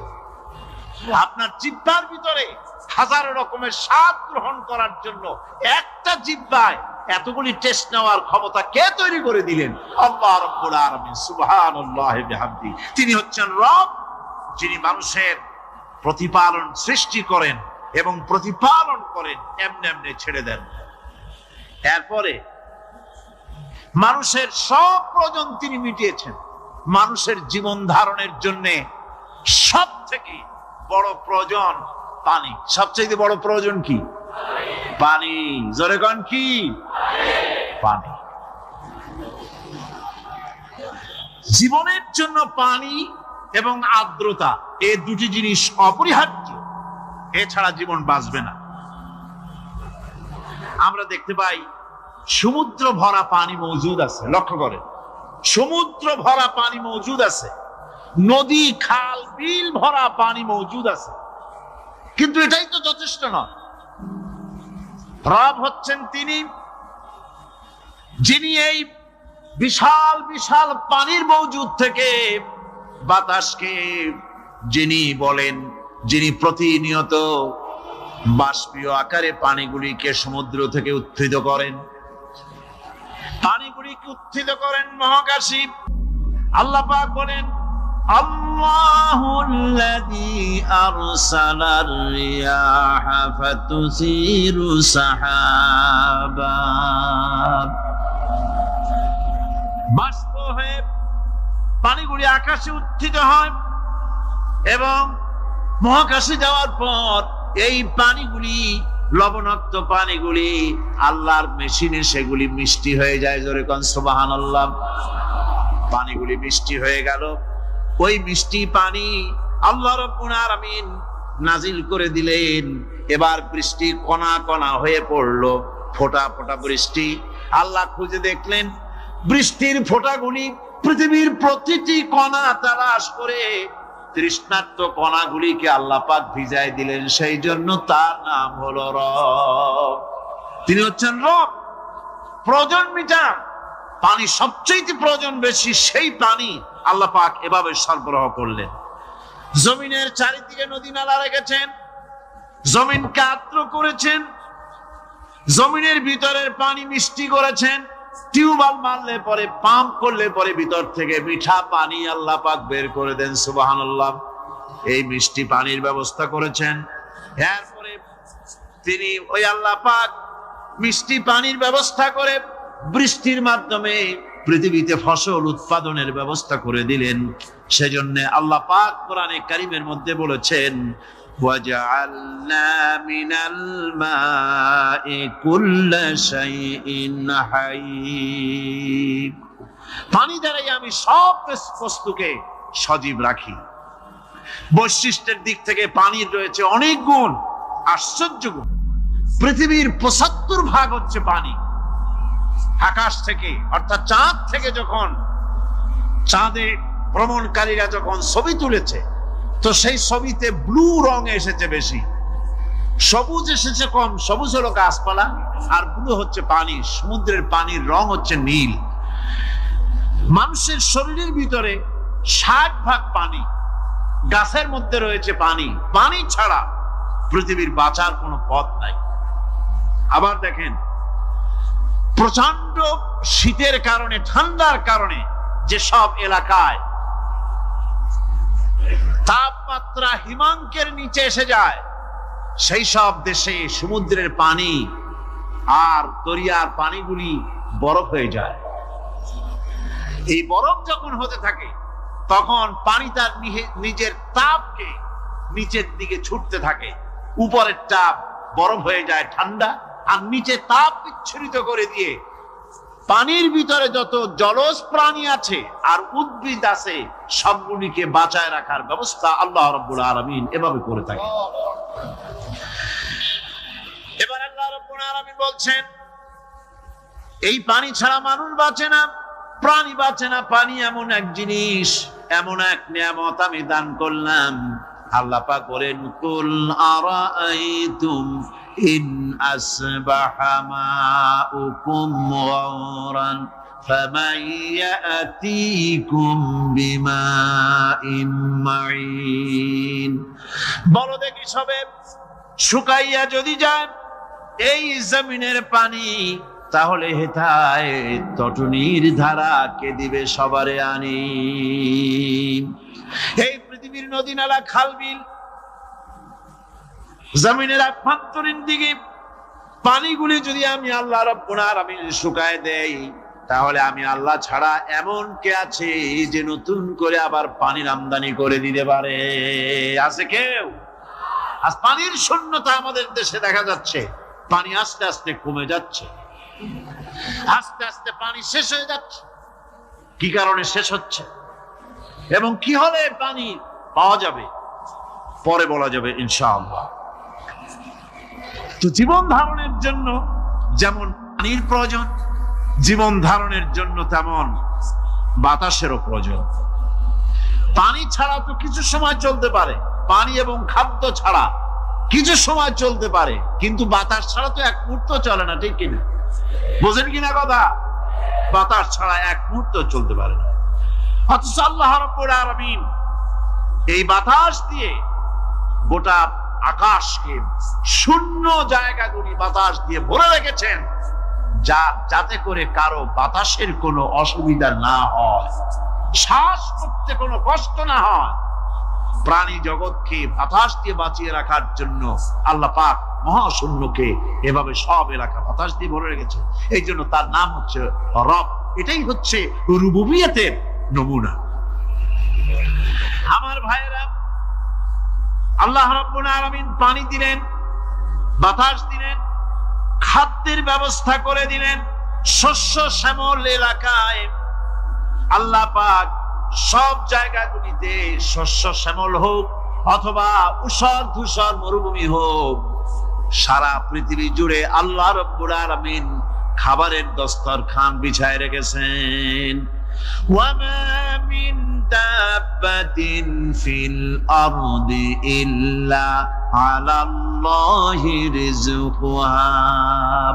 এই পৃথিবীর বুকে এমন কোন বিচরণশীল জীব নাই যেই জীবের রিজকের দায়িত্ব আমি আল্লাহ আমার নিজ হাতে গ্রহণ করি নাই। জোরে বলেন সুবহানাল্লাহ। সব রিজেক আমি ছড়ায় রেখেছি বিশ্ব জুড়ে সর্বত্র। আল্লাহ পাক বলছেন ফালইয়ানজুরিল ইনসানু ইলা তাআমিহি আন্না সাবাবনাল মাআ সাব্বা সুম্মা শাকাকনাল আরদা শাক্কা ফাআমবাতনা ফিহা হাব্বা। আল্লাহ পাক বলছেন মানুষের উচিত নিজ খাদ্যাদির দিকে লক্ষ্য করা, নিজের খাদ্যের দিকে লক্ষ্য করা। যেহেতু এই খাদ্য প্রতিদিন তার সামনে আসে, এদিকে তার লক্ষ্য করা উচিত। আমি কিভাবে আমি প্রথমে জমিনের উপরে পানি বর্ষণ করি, পরে জমিনকে দীর্ণ বিদীর্ণ করি, এরপরে জমিনের ভিতরে উর্বরা শক্তি আমি দান করি। কে বলতেছেন এ কথা? আল্লাহ পাক বলছেন। এরপরে আমি নানান জাতের ফসল ফলন তোমাদের জন্য আমি দান করে দেই।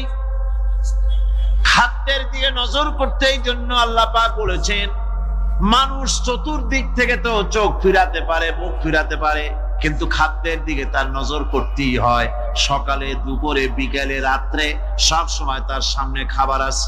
আল্লাহ পাক বলেন খাবারের দিকে একটু নজর করো, কেমন ভাবে কি সুন্দর করে খাবারগুলি তৈরি করে দিয়েছি, শুরু কিভাবে হলো, পরিপক্ক কিভাবে হলো, সেদিকে তোমরা লক্ষ্য করো। সে লক্ষ্য তো করা নাই, সমানে খায়, বিসমিল্লাহ বলেন, আলহামদুলিল্লাহ বলেন, পাইকারি দরে খাইতেই থাকে। আল্লাহ পাক বলছেন খাদ্যাদির দিকে লক্ষ্য করো। এই যে চাউল তোমরা খাচ্ছ, আটা খাচ্ছ, গম খাচ্ছ, মাছ খাচ্ছ, গোশ খাচ্ছ, তাম পৃথিবীর সমস্ত বিজ্ঞানীরা একত্রিত হয়ে একটা চাউল বানাইতে পারবে? জোরে কোন পারবে? না পারবে। পারবে প্লাস্টিকের চাউল, আর কলেরা হয়ে মরবে। পৃথিবীর সমস্ত বিজ্ঞানীরা একত্রে চাউল বানাতে পারবে না, একটা ডিম বানাতে পারবে না। পারবে একটা ডিম বানাতে? পারবে না। বিজ্ঞানীদের প্রশংসা আমরা করি, হ্যাঁ করি, বিজ্ঞানীরা অনেক কিছু বিশ্বকে উপহার দিয়েছে, কিন্তু মূল রবের কাছে আমরা যাই না, তাকে চিনতেও পারি না, সেখানে যাই না। বিজ্ঞানীরা কি করেছে? আল্লাহর বানানো জিনিসগুলি তারা ডিজাইন করেছে। ডিজাইন করতে তো নিষেধ নাই, আর ডিজাইন করাই যায়, সৃষ্টি করতে পারে না। বিজ্ঞানীরা সৃষ্টি করে নাই, ডিজাইন করেছে। কিরকম? আল্লাহ পাক চাউল তৈরি করেছেন। চাউল তৈরি করেছে কে? বলেন না সবাই।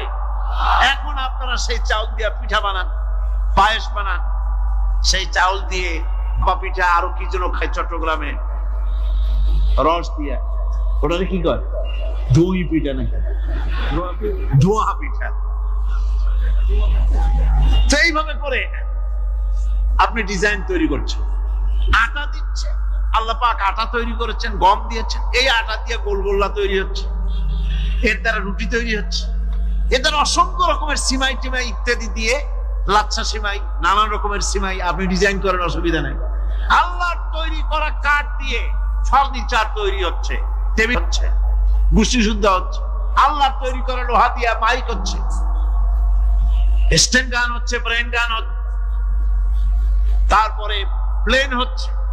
তাহলে আমি বলতে চাইলাম, বুঝাতে চাইলাম, সমস্ত জিনিস এর স্রষ্টা কে? জোরে বলেন কে? বিজ্ঞান শুধু এগুলি এক জায়গায় করে অ্যাসেম্বল করছে, এগুলিকে এক জায়গায় করে এক একটা রূপ দিয়েছে। এখানে বিজ্ঞানের কৃতিত্ব আছে ঠিক, কিন্তু আপনারাই বলেন, লোহা যদি আল্লাহ তৈরি না করতেন, মাইক তৈরি হতো, রাইফেল তৈরি হতো? আর রাইফেল যদি নাই হতো, তাহলে কারাগারের বন্দুকগুলো মারতেন কি দিয়ে? রাইফেল যদি না হতো, যুদ্ধ করতেন কি দিয়ে? ঠিক কিনা? যত মারামারি ইত্যাদি যা কিছু হচ্ছে, তো শুধু মারামারির জন্যই তো আল্লাহ লোহা বানান নাই। লোহার সবচেয়ে বড় প্রয়োজন হচ্ছে জমিন কর্ষণ করা, জমিন চাষ করা। এই জমিন চাষের জন্য লাঙ্গল দরকার, শাবল দরকার, খন্তা দরকার, কোদাল দরকার।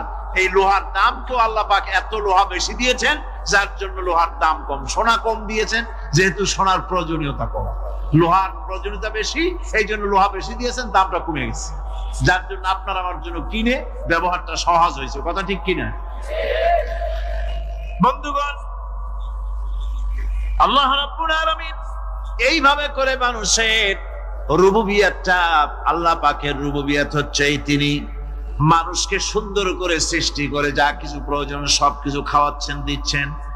সে আল্লাহ পাক প্রশ্ন করছেন, কুল মান ইয়ারযুকুকুম মিনাস সামাই ওয়াল আরদ আম্মান ইয়ামলিকুস সামআ ওয়াল আবসারা ওয়া মান ইয়াখরুজুল হাইয়্যা মিনাল মাইয়িতি ওয়া ইউখরিজুল মাইয়িতা মিনাল হাইয়্য। আকাশের প্রশস্ত বুক থেকে এবং জমিনের এই প্রশস্ত বুক থেকে কে রিজেক, তোমাদের খাদ্যকে উৎপাদন করে? কে নির্জীব থেকে সজীবকে বের করেন? আর কে সজীবকে নির্জীবে পরিণত করেন? তিনি কে? তিনি হচ্ছেন আল্লাহ পাক। আল্লাহ পাক বলছেন, এই প্রশ্ন যদি তাদেরকে করা হয় তো তারা কি বলবে? আল্লাহ পাক বলেন, ওয়ামান ইউদাব্বিরুল আমরা ফাসায়াকুলুনা আল্লাহ ফাকুল আফালা তাত্তাকুন। হে নবী, এদেরকে প্রশ্ন করুন। এদেরকে যদি প্রশ্ন করা হয় এই পৃথিবীর সুন্দর পরিচালনা পদ্ধতি কে করেন, তাহলে তারা এক কথায় বলবে, নিজের থেকেই বলবে আল্লাহ। কে করছেন? সবকিছু আল্লাহ। আল্লাহ পাক বলেন, নবী তাহলে তাদেরকে বলেন, এ কথা জানার পর, এ কথা বোঝার পরেও কেন তারা ঔদাসীন্যতা দেখাচ্ছে? কেন তারা কাফির হয়ে যাচ্ছে? কেন তারা আল্লাহ পাককে ভয় করে তার পথের অনুসারী হচ্ছে না? যে আল্লাহ রাব্বুল আলামিন এত কিছু করছেন, তিনি তার পরিচয় সম্পর্কে বলে দিচ্ছেন, ফাযালিকুমুল্লাহু রাব্বুকুম রাব্বুকুমুল হক ফামাযা বা'দাল হক ইল্লাদ দালাল। নিশ্চয়ই এসবের মূলে রয়েছেন তোমাদের রব, আমাদের আল্লাহ, আমাদের রব। সুতরাং উজ্জ্বল সত্য প্রকাশিত হওয়ার পর গোমরাহি ছাড়া আর কিছুই বাকি থাকে না। সুতরাং যারা সত্যের পথের অনুসরণ করতে চায়, রবকে চিনতে হবে, আল্লাহ পাককে জানতে হবে এবং তাকে অনুসরণ করতে হবে, তাকে রব হিসাবে চিনতে হবে। আমার বন্ধুগণ, এটা হচ্ছে সেই রুবুবিয়াত ইলাহি যার দিকে হযরত মুসা আলাইহিস সালাম ইঙ্গিত করেছিলেন ফেরাউন যখন তাকে প্রশ্ন করেছিলেন, ফামান রাব্বুকুমা ইয়া মুসা, হে মুসা, তোমাদের দুজনের রব কে? তোমাদের রব, তোমাদের প্রভু কে? তিনি জবাব দিলেন, ربنا الذي أعطى كل شيء خلقه ثم هدى। রব হচ্ছেন আমাদের তিনি, যিনি নাকি আমাদের প্রতিপালক, আমাদেরকে সৃষ্টি করেছেন এবং আমাদেরকে হেদায়েত দিয়েছেন, সঠিক পথের দিশা দিয়েছেন। এখানে হেদায়েত হচ্ছে, এখানে হেদায়েত শব্দের অর্থ হচ্ছে সৃষ্টি শুধু করেন নাই, তাকে চলা, তার খাদ্য অনুসন্ধানে, তাকে বেঁচে থাকার সবকিছুর উপকরণ, এর কমন সেন্স, এর সাধারণ জ্ঞান আল্লাহ পাক তার সাথে দিয়েছেন। তিনি হচ্ছে রব। আচ্ছা, একটা দৃষ্টান্ত দেই। এই হেদায়েতটা কি? এই হেদায়েতটা হচ্ছে আপনাদের বাড়িতে যদি কারো বিড়াল থাকে, বিড়াল, বিড়াল বোঝেন তো না? কি বলে বিড়াল? বিলাই নাকি বলে? বিড়াল। এই বিড়াল যদি আপনাদের কারো বাড়িতে থাকে, তো বিড়ালের প্রসবকালীন অবস্থা দেখবেন। বিড়ালের প্রসব হবে, বাচ্চা দেবে। বিড়াল তখন ঘরের মধ্যে পেরেশান হয়ে ঘুরতে থাকে, একটা নিরাপদ জায়গা খোঁজে, একটা নিরাপদ জায়গা খোঁজে। প্রসব করার 2-3 দিন আগের থেকে খুঁজতে থাকে তার জন্য নিরাপদ জায়গা কোনটা। এরপরে খুঁজতে খুঁজতে প্রসবের দিন সে সত্যিকারের ঘরের মধ্যে সবচেয়ে কোনা কানা জায়গা যেটা, সেই রকমের একটা নিরাপদ জায়গা সে বেছে নিল। এরপরে বাচ্চা হলো। বাচ্চা হওয়ার পর এই বাচ্চার উপরে কেউ যেন আক্রমণ না করে, শত্রু যেন তার জায়গাটিতে না আসে, এই জন্য বাচ্চাটার তো হাত দিয়ে মায়ের মতো কোলে নিতে পারে না, সে আস্তে করে ঘাটটা কামড়ায় ধরে যাতে করে বাচ্চা ব্যথা না পায়।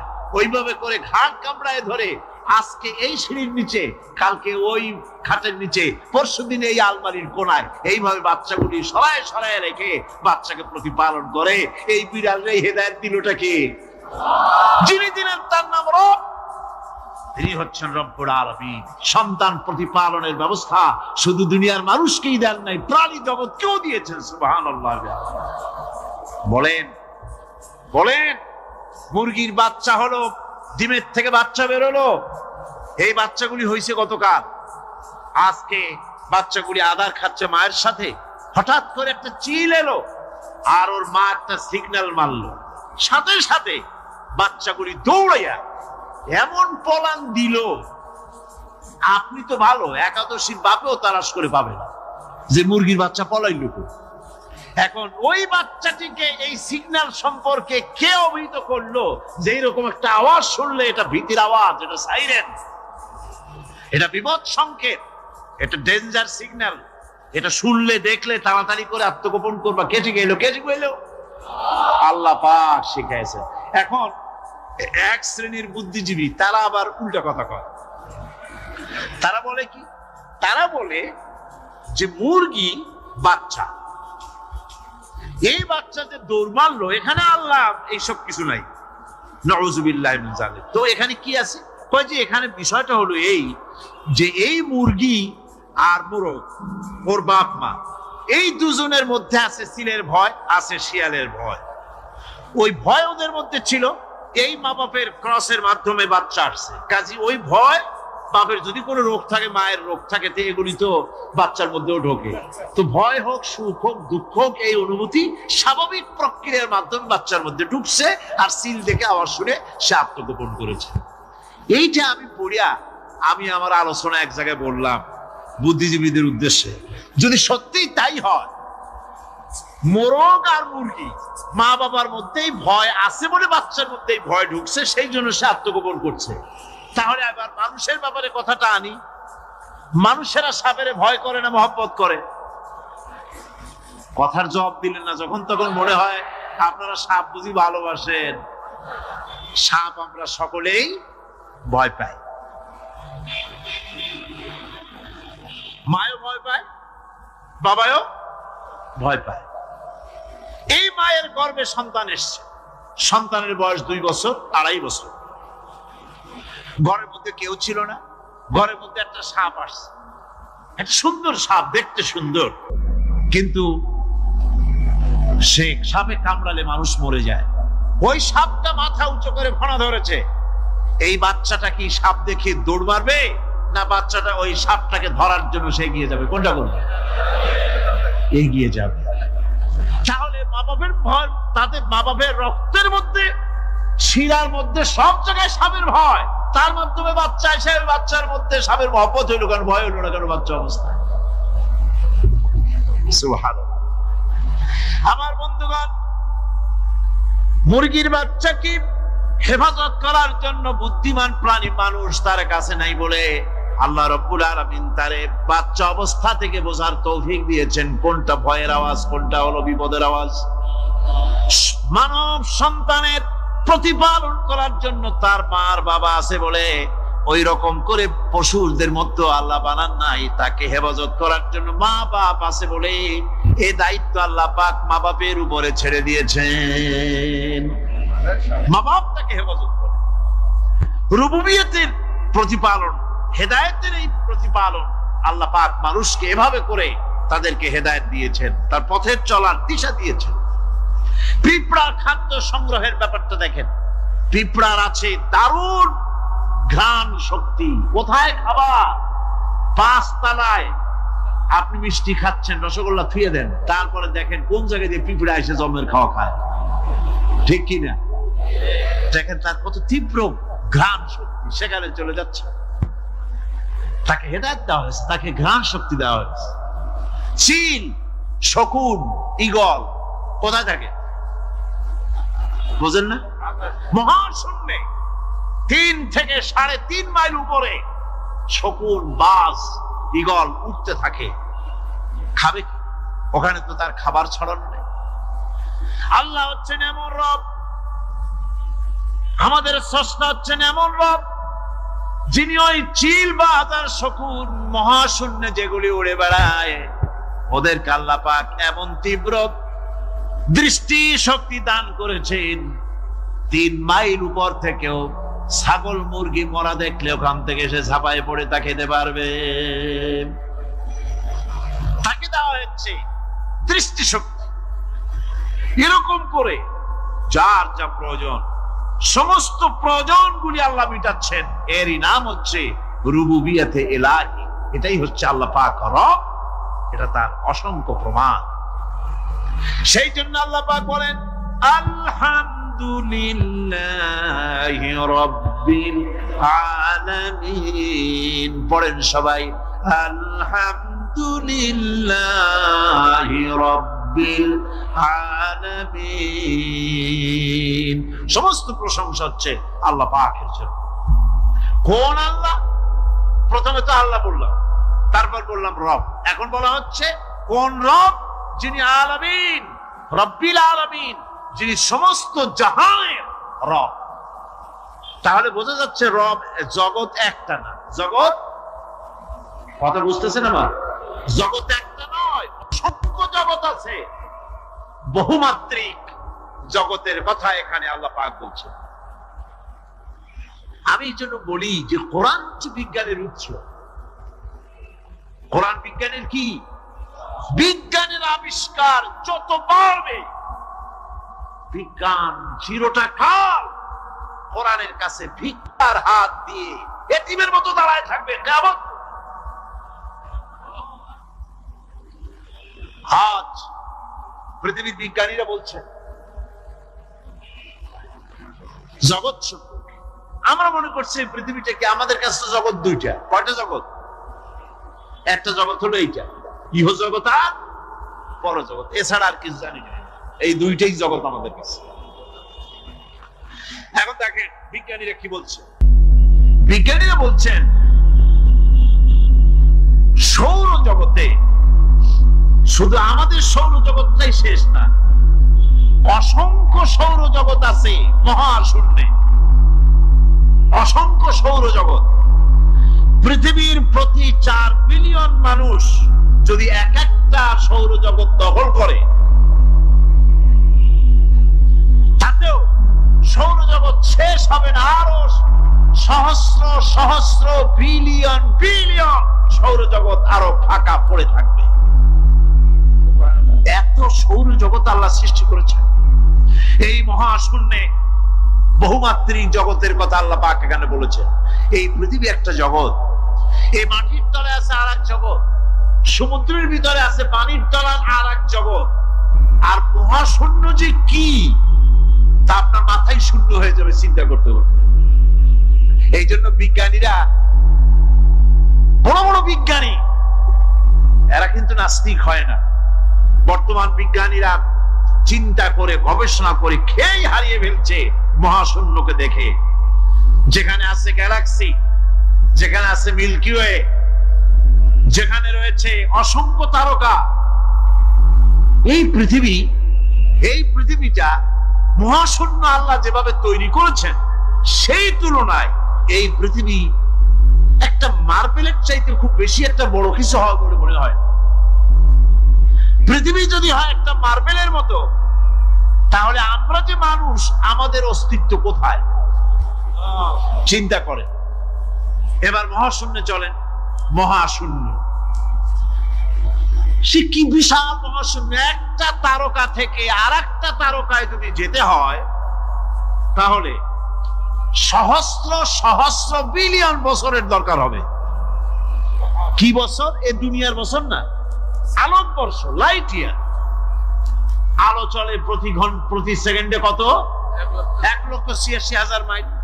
এই 1,86,000 মাইলের সেকেন্ড, এর মিনিট, এর ঘন্টা, এর দিন, এর মাস, এর বছর, এই আলোকবর্ষ।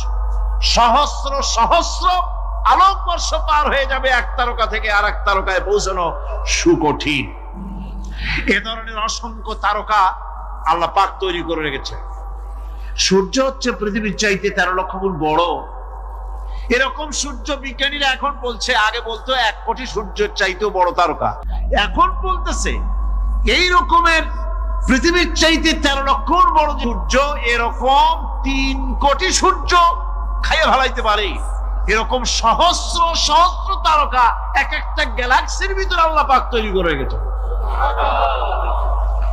এখন মনে হচ্ছে যে এই তারকাগুলি বড় না, এই তারকাগুলি চাইতে আবার বড় জিনিস আছে। সেগুলি কি? সেটাকে বলা হয় ব্ল্যাক হোল। সেটাকে বলা হয় ব্ল্যাক হোল, অন্ধকার কূপ। ব্ল্যাক হোল আবার ম্যানহোল বুঝবেন না, কিন্তু ম্যানহোলের ঢাকনা চুরি হয় যেমন। তবে একটা দৃষ্টান্ত আপনি বুঝতে পারেন, রাস্তায় রাস্তায় যেমন অসংখ্য ম্যানহোল আছে, ওই রকম করে মহাসংখ্য ব্ল্যাক হোল আছে। এটা দুইটা না, অসংখ্য। এই ব্ল্যাক হোল আবার দেখা যায়, অদৃশ্য ব্ল্যাক হোল। এই ব্ল্যাক হোল গুলো কি? এগুলি কোরআনে কারীমের মধ্যে আল্লাহ পাক বলেছেন, ফালা উকসিমু বিমাওয়াকিন নুজুম, ফালা উকসিমু বিমাওয়াকিন নুজুম। শপথ সেই পতনে যেখানে নক্ষত্র সমূহ ধ্বংস হয়ে যায়, ধ্বংসপ্রাপ্ত হয়। কসম সেই স্থান সমূহে। সুবহানাল্লাহ। এই অন্ধকার কূপের, এই অন্ধকূপের কসম করছেন আল্লাহ পাক। সে অন্ধকূপটা কি? সেই ব্ল্যাক হোলটা কি?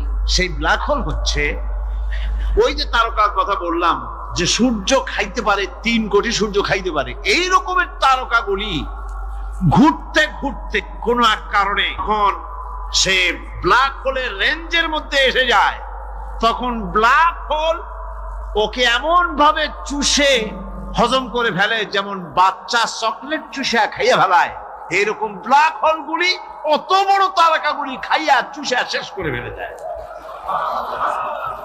সুবহানাল্লাহি বিহামদিহি। বিজ্ঞানীরা বলেছেন আমাদের এই পৃথিবীটা, আল্লাহ না করুন কখনো, আমাদের এই পৃথিবীটা যদি কোনো ব্ল্যাক হোলের আওতায় পড়ে, ওর রেঞ্জে আসে, তাহলে মাত্র 2 সেন্টিমিটারের মধ্যে পৃথিবীটা তার ঘনত্ব লাভ করে এর মধ্যে অদৃশ্য হয়ে যাবে, হারায় যাবে, অস্তিত্ব থাকবে না। আল্লাহ পাক আসলে আগে আমার বিজ্ঞানের বইপত্র যখন পড়ি আমার কাছে আশ্চর্য লাগে, 1400 বছর আগে নবী কোন বিজ্ঞানাগারে পড়াশোনা করেন নাই, কোন সায়েন্স দিয়ে রিসার্চ করেন নাই, সেই নবীর মুখ থেকে এমন বিজ্ঞানময় কোরআন আল্লাহ বের করালেন যে আজকের পৃথিবীর মডার্ন যুগের বিজ্ঞানীরা কোরআনের কাছে এতিম হয়ে দাঁড়ায় আছে।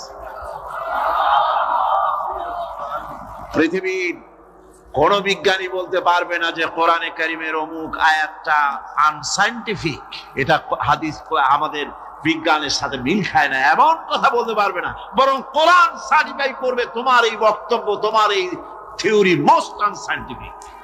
কোরআন বলবে, ওরা বলতে পারবে না যে আয়াতটা আনসাইন্টিফিক।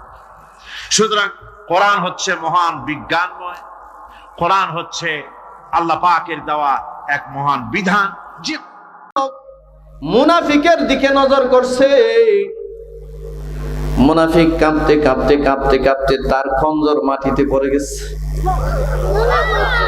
আল্লাহর নবী ডাক দিয়া কাছে নিয়ে বলেন, খঞ্জরটা ওঠা। এরে মুনাফিক, তুই কি মনে করেছিস আমি কোন ভণ্ড নবী নাকি? তুই কি মনে করেছিস আমি নিজেরে নিজে নবী বানাইছি নাকি? না রে না, আমারে নবুয়তি দিয়েছেন আল্লাহ। এ মুনাফিক, তুই মনে করেছিস তোরে মনে হয় আমি দেখি না? তুই যে কয়বার আমাকে হত্যা করবার জন্য খঞ্জর উঠাইছিস আমি কিন্তু তোরে দেখছি। তোর হয়তো জানা নাই, আমারে আল্লাহ এমন কিছু ক্ষমতা দিছি, এমন কিছু মুজিজা দিছি যেটা অন্য কাউরে আল্লাহ দেন নাই। আমি আমার এই 2টা চোখ দিয়া সামনে যত দূর দেখি রে মুনাফিক, এই 2টা চোখ দিয়া পিছনেও তত দূর দেখি। আমার এই চোখ দিয়া ডানেও তত দূর দেখি, বামেও তত দূর দেখি, আকাশের মধ্যেও তত দূর দেখি, জমিনের নিচেও তত দূর দেখি। আল্লাহু আকবার বলেন। তুই কি জানিস না আমার পিঠের মধ্যে মোহরে নবুয়ত আছে? এটা এমনি এমনি আল্লাহ দেয় নাই, এটার মধ্যে ক্যামেরা ব্যাক ক্যামেরা সব দেখা যায়। আল্লাহু আকবার বলেন। এ কারণে আল্লাহর নবী কোনো গুরুস্থানের পাশ দিয়ে হেঁটে গেলে নবীজি বলতে পারতেন এখানে কারো আযাব হচ্ছে কিনা। ও আল্লাহর বান্দারা, এমন তুমুল একটা যুদ্ধের মধ্যে, বিশাল যুদ্ধ, আল্লাহর নবী মুনাফিককে ডাক দিয়া কাছে নিছে। কাছে নিয়ে বুকটার মধ্যে নবীজি তার হাত মোবারক দিয়ে একটা থাপ্পড় দিছে, বুকে হাত রাখছে, বলছে আমারে মারার ব্যর্থ চেষ্টা করিস না। আমার আল্লাহ যতদিন দুনিয়াতে আমাকে রেখেছেন আমারে কেউ মারতে পারবে না। ব্যর্থ চেষ্টা না করে যা আল্লাহর জমিনে আল্লাহর দ্বীন কায়েম করার জন্য কাফেরদের বিরুদ্ধে যুদ্ধে লিপ্ত হ। এই মুনাফিক এতক্ষণ পর্যন্ত মুনাফিক ছিল, সে বলতেছে সারা জীবন দুনিয়াতে যদি আমার কোনো দুশমন থাকতো তাহলে মুহাম্মাদের মতো দুশমন আর কেউ ছিল না। কিন্তু যেই মাত্র নবীজি আমার বুকের মধ্যে হাত রাখছে মনে হয়েছে আমার এই কলিজার মধ্যে এতদিন যে আগুন জ্বলতেছিল, নবীজি হাতটা রাখার সাথে সাথে আদাওয়াতি দুশমনির আগুন সাথে সাথে নিভে গেছে। মনে হলো আমার কলিজাটা কে জানি বরফের পানি দিয়া ধুয়ে দিয়েছে। যে পরিমাণ দুশমনি ছিল নবীর প্রতি আমার, এই পরিমাণ মহব্বত চলে আসছে। আমি যুদ্ধে লিপ্ত হয়ে গেছি। তুমুল যুদ্ধ শেষ হওয়ার পরে কাফের তায়েফ থেকে 30,000 সশস্ত্র কাফের আসছে 12,000 মুসলমানদেরকে হত্যা করতে। এমনকি মুহাম্মদুর রাসূলুল্লাহ সাল্লাল্লাহু আলাইহি ওয়াসাল্লামকে হত্যা করার জন্য আসছে। আল্লাহ রাসূল সাল্লাল্লাহু আলাইহি ওয়াসাল্লাম যুদ্ধের পরে আল্লাহর দয়ায় মুসলমানরা ওই যুদ্ধে বিজয়ী হয়েছে। সুবহানাল্লাহ বলেন, সুবহানাল্লাহ। সবচেয়ে বেশি গনিমতের মাল গাজওয়ায়ে হুনাইনে মুসলমানদের হাতে হস্তগত হয়েছে। ৬,০০০ যুদ্ধবন্দী মুসলমানদের হাতে হস্তগত হয়েছিল। বাকি কাফেরদেরকে মেরেছে, আর বাকি যেগুলো ছিল পালিয়ে গেছে। ৬,০০০ যুদ্ধবন্দীর মধ্যে কিছু ছিল পুরুষ, কিছু ছিল নারী। যুদ্ধ শেষ হওয়ার পরে নবীজি নিজের কামরায় বিশ্রাম নিচ্ছিলেন। এমত অবস্থায় এক সাহাবী নবীর কাছে গিয়া বলেন, ইয়া রাসূলুল্লাহ, তায়েফ থেকে যে কাফেররা আমাদের বিরুদ্ধে যুদ্ধ করতে এসেছিল, এদের মধ্যে ৬,০০০ বন্দী আমাদের কাছে আছে। এই ৬,০০০ বন্দীর মধ্যে কিছু আছে পুরুষ, কিছু আছে নারী। নারীদের ভিতরে একটা মহিলা বারবার চিৎকার করে বলতেছে, তোমরা আমাকে তোমাদের নবী মুহাম্মাদের কাছে নিয়ে যাও, আমি একটু মুহাম্মাদের সাথে কথা বলবো। আমরা জিজ্ঞাসা করলাম, কেন তুমি মুহাম্মাদের কাছে যেতে চাও? বলে, হ্যাঁ যেতে চাই, মুহাম্মাদের সাথে আমার একটা আত্মীয়তার সম্পর্ক আছে। কি ধরনের আত্মীয়তার সম্পর্ক? বলে, যাও, মুহাম্মাদের সাথে ভাই বোনের সম্পর্ক আমাদের। ইয়া রাসূলুল্লাহ, আমরা তো জানি আপনার কোনো ভাই নাই, আপনার কোনো বোন দুনিয়াতে নাই। আপনার জন্মের আগে বাবা মারা গেছে, জন্মের ৬ বছর পরে কথা বলেন, তা আপনার তো কোনো ভাই বোন নাই? বলে, হ্যাঁ আমিও তো জানি আমার ভাই বোন নাই। কিন্তু ওই মহিলা দাবি করতেছে, মহিলাকে তায়েফ থেকে আসছে কার বিরুদ্ধে যুদ্ধ করতে? নবীর বিরুদ্ধে যুদ্ধ করতে আসছে। ওই মহিলা দাবি করতেছে তিনি নাকি আপনার বোন হয়। আমরা কি মহিলারা নিয়ে আসবো নাকি? আল্লাহ রাসূল বললেন, তায়েফ থেকে আসছে আমার বিরুদ্ধে যুদ্ধ করতে, আবার বলে বোন। নবীজির একটু কিউরিসিটি বাড়ছে, আশ্চর্য হলেন, ঠিক আছে নিয়ে আসো। সাহাবীরা মহিলারা নিয়ে আসছে। আল্লাহর নবী মহিলার চেহারার দিকে তাকাইছেন, একবার তাকাইছেন, তাকায় নবী চিনতে পারছেন না। পাল্টা প্রশ্ন করতেছেন, মহিলাকে বলছেন, মান আনতি, আপনি কি? লা আরিফ, আমি তো আপনাকে চিনতে পারছি না। এবার মহিলা জবাব দেয়, মুহাম্মদ, তুমি আমাকে চিনতে পারছো না ভাই আমার, আমার নাম সায়মা, আমার মার নাম হালিমাতুস সাদিয়া, আমার বাড়ি তায়েফ। ছোট্টবেলায় তুমি আমাদের বাড়িতে ছিলে। আল্লাহু আকবার। নবীজি ছিলেন না? নবীর দুধবার নাম কি? জোরে বলেন, কি নাম? বাড়ি কোথায় ছিল? ওই মহিলা বলে, মুহাম্মদ, আমি তোমার বড় বোন সায়মা, ছোট্টবেলায় তুমি আমাদের বাড়িতে ছিলে। আমার এই ঠোঁট দিয়া তোমার কপালে, তোমার নাকে, তোমার ঠোঁটে, তোমার গালে, তোমার মাথায় আমার হাজার হাজার চুমার দাগ আছে। জানোনি ছোটবেলায় আমি 2টা হাত দিয়ে তোমারে আমার কোলে জীবনে বহুবার নিয়েছি।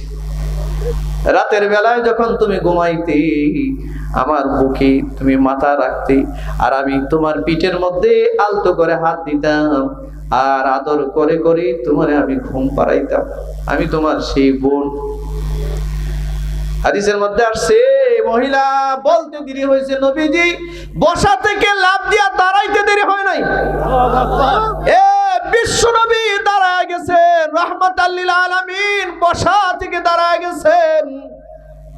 শুধু দাঁড়ায় নাই, এদিকে লক্ষ্য করেন, নবীজি বসা থেকে দাঁড়ায় রসুলের গায়ে ইয়ামানি একটা চাদর ছিল, ইয়ামানি দামি চাদর। এই চাদরটারে নবীজি এমনি ভাঁজ করছেন, নিজের হাতে ভাঁজ করছেন চাদরটা, নিজের হাতে ভাঁজ করে নিচে বিছায়া দিয়েছেন। নিচে বিছায়া এই মহিলার হাত ধরে নবীজি তার চাদরে বসায়া দিয়েছে। চিন্তা করেন, একবার চিন্তা করেন, রাহমাতাল লিল আলামিনের চাদরে যুদ্ধ অপরাধী একটা মহিলা বসে গেছে, নবীজি বসায়া দিছে। এ বন্ধু, যে রাসূলের চাদরের মর্যাদা এত বেশি, চাদর তো বড় দামি জিনিস, নবীর থুথুর মর্যাদা এত বেশি ছিল,